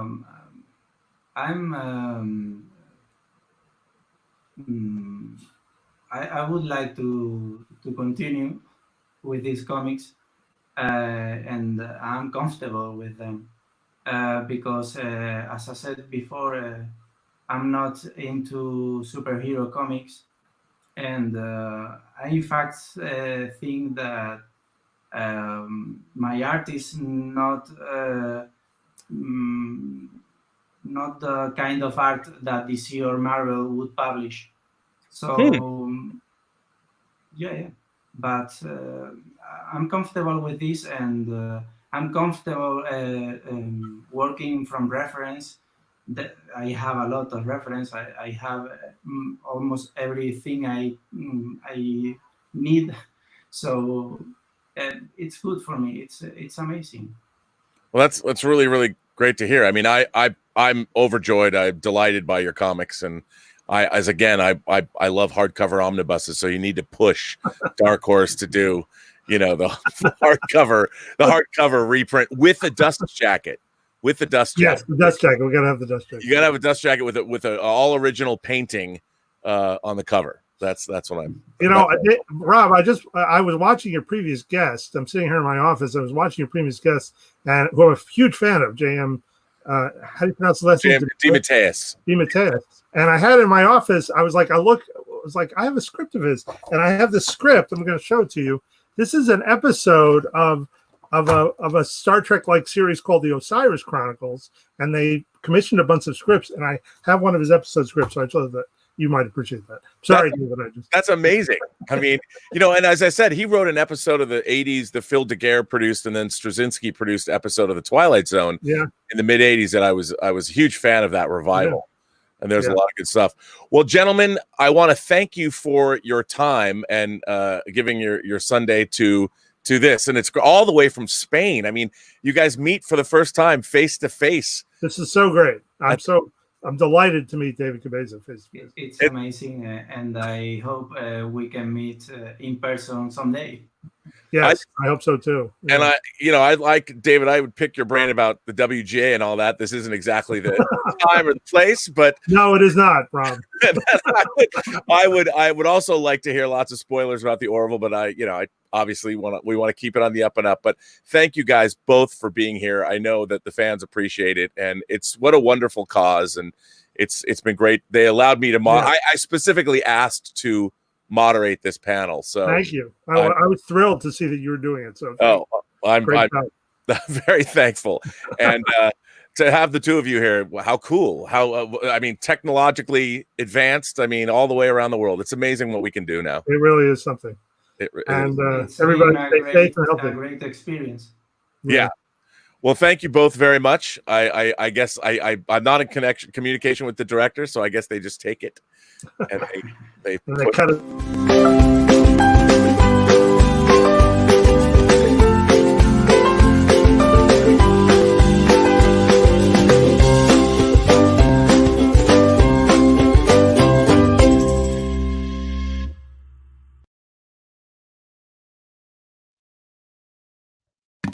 Awesome. I'm back in the chair. Got to get some people in here real quick. Our next guest up is, you guys don't need any introduction. Your Mike. This is the great legend. I'm coming at you live, fans, from Mainframe Comic-Con. And Chad, guess what, my friend? I was over there at mainframecomiccon.com at the Artist Alley, and I saw our next guest over there. Let's bring him on. Brent Peoples. Brent, how are you doing, sir? Oh, hey. Dude, it's good to see you, man. It's a long time no see. Been a while. Feels like it's been a while since I've seen anybody. Yeah, man, I feel you. In this pandemic, at some crummy times, but we've got some good stuff tonight. Brent, one of my favorite artists, of course, no doubt about it. You've done work with Marvel, Major X. You've done Carnage over there for DC. You've done Titans, Super Sons, my favorite, all new Superman to the Terrifics, all kinds of great stuff. How has it been working for the big two? It's great. I love it. It's always, I think, when you're a kid, I'm sorry, I'm organizing my desk. I'm actually in the studio right now because I'm inking. I love it. But comics is what I love in general. So, but working for Marvel and DC is great. I mean, you get to work on iconic characters that, most of the time are characters I grew up reading. Dude, that is so freaking cool. I'm a big fan of Marvel and DC, and for you to be able to work for both of those teams, it's kind of like you're holding two championship belts over your head already in your career as, an artist, an illustrator inside these comic books. And you also have some current things you've been doing. I'm a big fan. Let me first get this out of the way because I want the fans to go over there and check it. At People's Art on IG, at People's Art on IG, you're going to find Brent Peoples' works that he's been doing. things that he's doing for other people, because he does do commissions. We'll talk about that here in a little bit. But Brent, I want to ask you, what are you doing currently in the comics world? Right now, I'm working slowly through the last issue of this James Bond run over at Dynamite. So I did finish issue 5 right before the world exploded. And then, Dynamite's been on hold in that whole debacle with new comics and shipping. So my issue 6 of James Bond has been a slower deadline. So I'm just kind of working through that. I'm actually working on inking pages of that right now. But yeah, so I'm working on that. So that's what'll get me through the next, or what I'll be working on, for the next probably month. Yeah, well, that series they do, Dynamite does on Bond. Another thing I love about him is after the story arc, they usually put him in these awesome like hardcovers and collected editions that make it so much easier to read, and it's going to be so much better on people's eyes when they take a look at your art in those Bond books, man, because that's freaking awesome. Have you done anything with Red Sonja over there at Dynamite? I did some covers. I did a couple. I think I did 1 or 2 covers several years ago, probably 5 years ago. I just did a run of covers that I can't show yet, but a couple Red Sonja covers, a couple of Vampirilla covers, a Deja Thoris cover. So there's a group of about 6 covers I just did for them too. Do you think, when you're doing art, would you prefer doing covers, or do you still love doing the interior art? I love telling a story. That's what gets me the most about comics, is telling a story. There was a time where, for probably about 2 years, where I was doing nothing but covers. Mm-hmm. And it's cool, it's fun, but getting in and being able to tell the story is what I love the most. I like doing covers. I really like doing covers. Mm-hmm. Sometimes you get to play a little bit more, and you're not set to a script. But I like the telling the story aspect of comics. That's what part of what drew me into it. Yeah, and I totally understand what you mean about covers, because a lot of folks love them, especially, a lot of the hot, cover artists and things of that nature. Like we had Boss Logic on earlier today, and just some just phenomenal folks. But you tell the story through your artwork, and that's one thing I've always admired. That's one thing that hooked me on that all new Superman was when I was going, looking at your panels, panel to panel, it felt like it was a storyboard in a movie. And when I was reading that book and, imagining that book in my head, I really felt like, I was on a freaking movie set and this was the action that was going on. Of course, I don't want to fanboy out too much because I don't want to go off track with it, Brent. That's so cool. And, everyone at home, that goes to your Instagram page, some of them are probably wondering, how can they get their hands on some original artwork by yourself? The easiest way for original artwork, and if we have time, I can show some of what I have available. Excellent. The easiest way to do original art for me, or even commissions, is to order through Instagram. Shoot me a direct message through that, or my email address, which is peoplesart@icloud.com. So PEEPLESART@icloud. Oh, that's awesome. Shoot me an email, and that's the easiest way to do it. Mm-hmm. And he'll go over all those prices with you and things like that. But Brent, let's see. Do you have some of those art pieces we can show? Yeah, let me.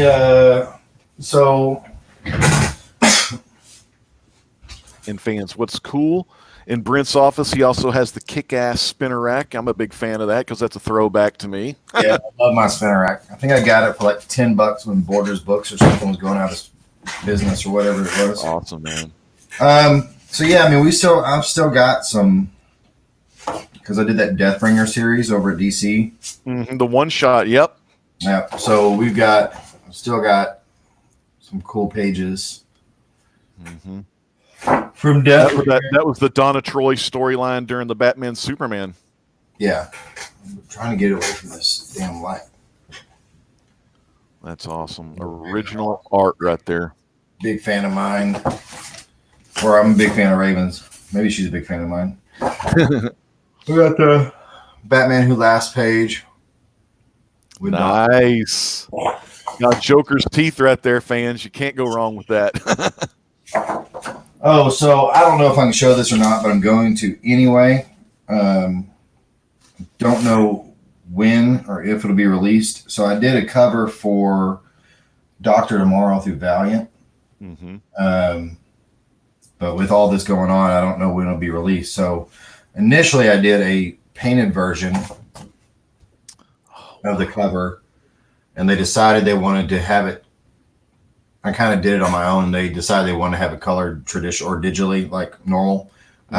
So I have this one available that I can sell that will not be published, the painted version, and then the black and white version, which would be the published version that they'll color or that they have some color. So there's that one, which is dope. Phenomenal, yeah. And then, you know, if people are interested in other, you know, original art, I'm trying to see if there's anything. There's still a few new Superman pages left. I've got some Titans pages with Beast Boy and. Wow, that is so cool. This one was inked by Dexter Vines. I really like that page a lot. With Beast Boy, Miss Martian, that's Matt Santorelli inking that. That's awesome. So yeah, and then, you know, I occasionally, usually I don't ship prints. I've got a lot. I guess if people are interested, they can just be kind of like, hey, what do you have? You know, new Superman or Titans, or, you know, just action pages or storytelling pages. Oh, these are two of my favorites. From Deathbringer. So there's the big shot with the team. Let's see. Big shot with Deathbringer and Miss Martian and Raven. That's awesome, man. And I got the double page spread, which is kind of the mental breakdown double pager. Yeah, that one shot, golly, that was phenomenal. Like, what was your experience working on that? Because that's just another cool story, you know, with Donna Troy and stuff. It's anytime I get to work on Titans, I really like it. There's something about drawing Titans that to me was kind of reminiscent. Drawing Titans was reminiscent for me of drawing New Superman, because with as much as I love iconic characters like Batman and Superman and Wonder Woman, and they all have these personalities that can tend to be a little stoic, because I look at them as the parents of that universe, you know, so they have to have that kind of parental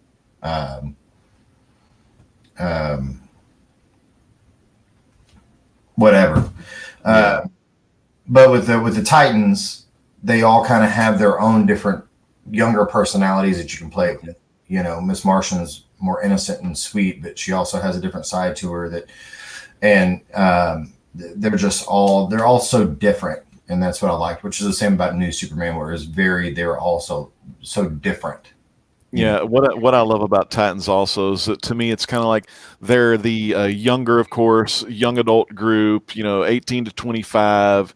You know, they look at those other superheroes as boomers most likely, you know, or something like that. But they all are strong and individually willed, that it makes them so cool, and it gives them so many different, you know, personalities that make it kick ass, you know. And golly, man, that is one that's so cool. You know, an artist who, of course, huge comic fan, loves the story, loves the books, and he gets to help produce these things. Totally freaking awesome, Brent. It's a good time. It's enjoyable.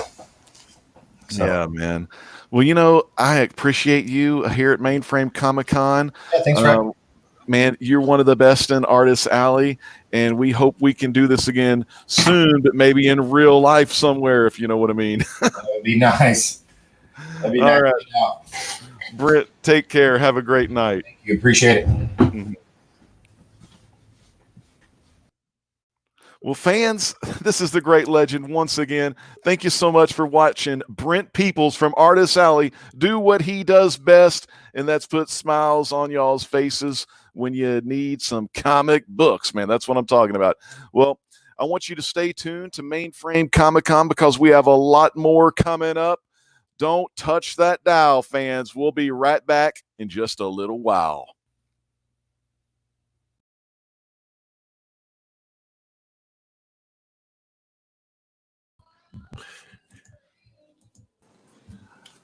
Hey guys, I Hey. am joined by Christian Gossett. I'm going to tag in my co-host Drew Manchu to help me out with this. Hey Christian, how are you? Sorry about the confusion. Dude, thanks for helping. Hey, me. I got Work it out. I got something going on the other stream, so I'll be right back. All right, sorry. Dude, Ron. So Christian, Good fun, man. we've got a little bit of time right now. We're going to get another guest in here very shortly. Can you tell everybody who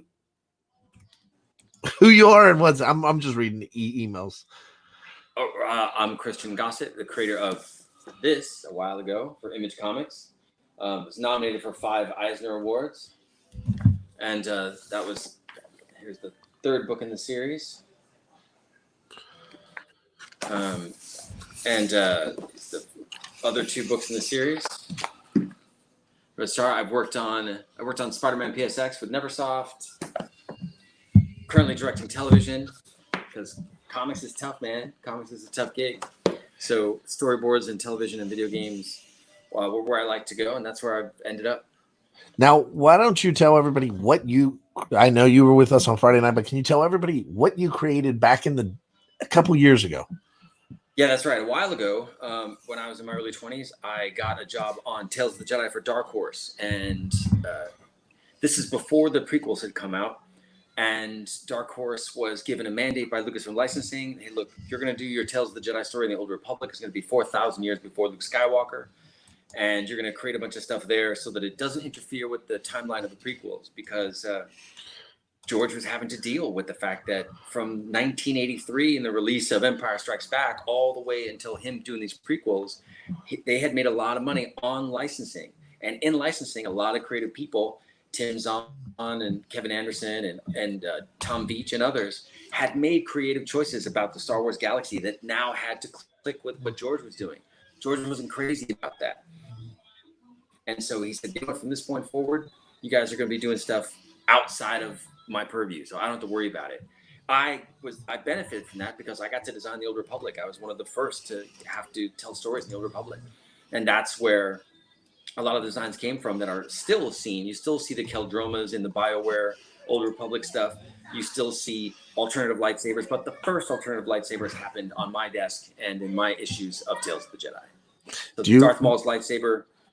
Do you happen to have that? The curve. I do have it. Yes, I do. Hold on. I will bring it up in a sec. Here, let's look at my roof for a sec. Well, guys, I hope you guys have been enjoying Mainframe Comic-Con. It's been it's been a treat. We've been going crazy right now with trying to squeeze everybody in there, and I got to give a big shout out to Drew Manchu and Alec from Whitewell, and who have been kicking some major ass in this whole process. So, Christian, what are we looking at? You are looking at the first ever drawing of the double-bladed lightsaber. This was submitted specifically to George for approval back in June of 1993. And that is the first Sith from the Old Republic that was ever drawn. I armored him up because the whole thing was to make it more like feudal Japan. You know, if Star Wars has already have that kind of it has that Toshiro Mifune feel. If it's already, samurai in space, well, then 4,000 years before Luke Skywalker, the Old Republic had to be even more so. So that's where all this stuff came from. And that's the one. So you're taking commissions right now, correct? I am taking commissions right now. And can you tell everybody where they can find those commissions? Yes. Email me, christian.gossett@gmail.com, and if you want to order the Red Star books, it's Christian. It's theredstar.com. Now we got Whitewell's back, and he is a big fan of your book. Yeah, the Red Star. Thanks. Definitely. I remember back in college or right after college, right when it first came out, my roommate and I saw it on the shelf and were obviously drawn in by the art. But, so many books, not so many, but oftentimes you'll see a book that looks really great and then you read it and it's just a turd pile. But we were both pleasantly surprised by that. And we, we're loyal fans for the whole series because it's really a gripping tale. I really appreciate it, man. And the plan is to get back in and do some more stuff. I've got more stories written. It's just, it's about, we've been thinking about how we want to do it, how we want to recapitalize. Back then, for those of you who want to start your own books out there who may be listening, I put together private funds. It was my good friends that gave me a bunch of cash from their savings, and we launched. And thanks to Image, we were able to get out there on the radar. And then we ran for a while, from 2000 to 2008 we went. But then I went off and got into television and film, started doing storyboards and directing.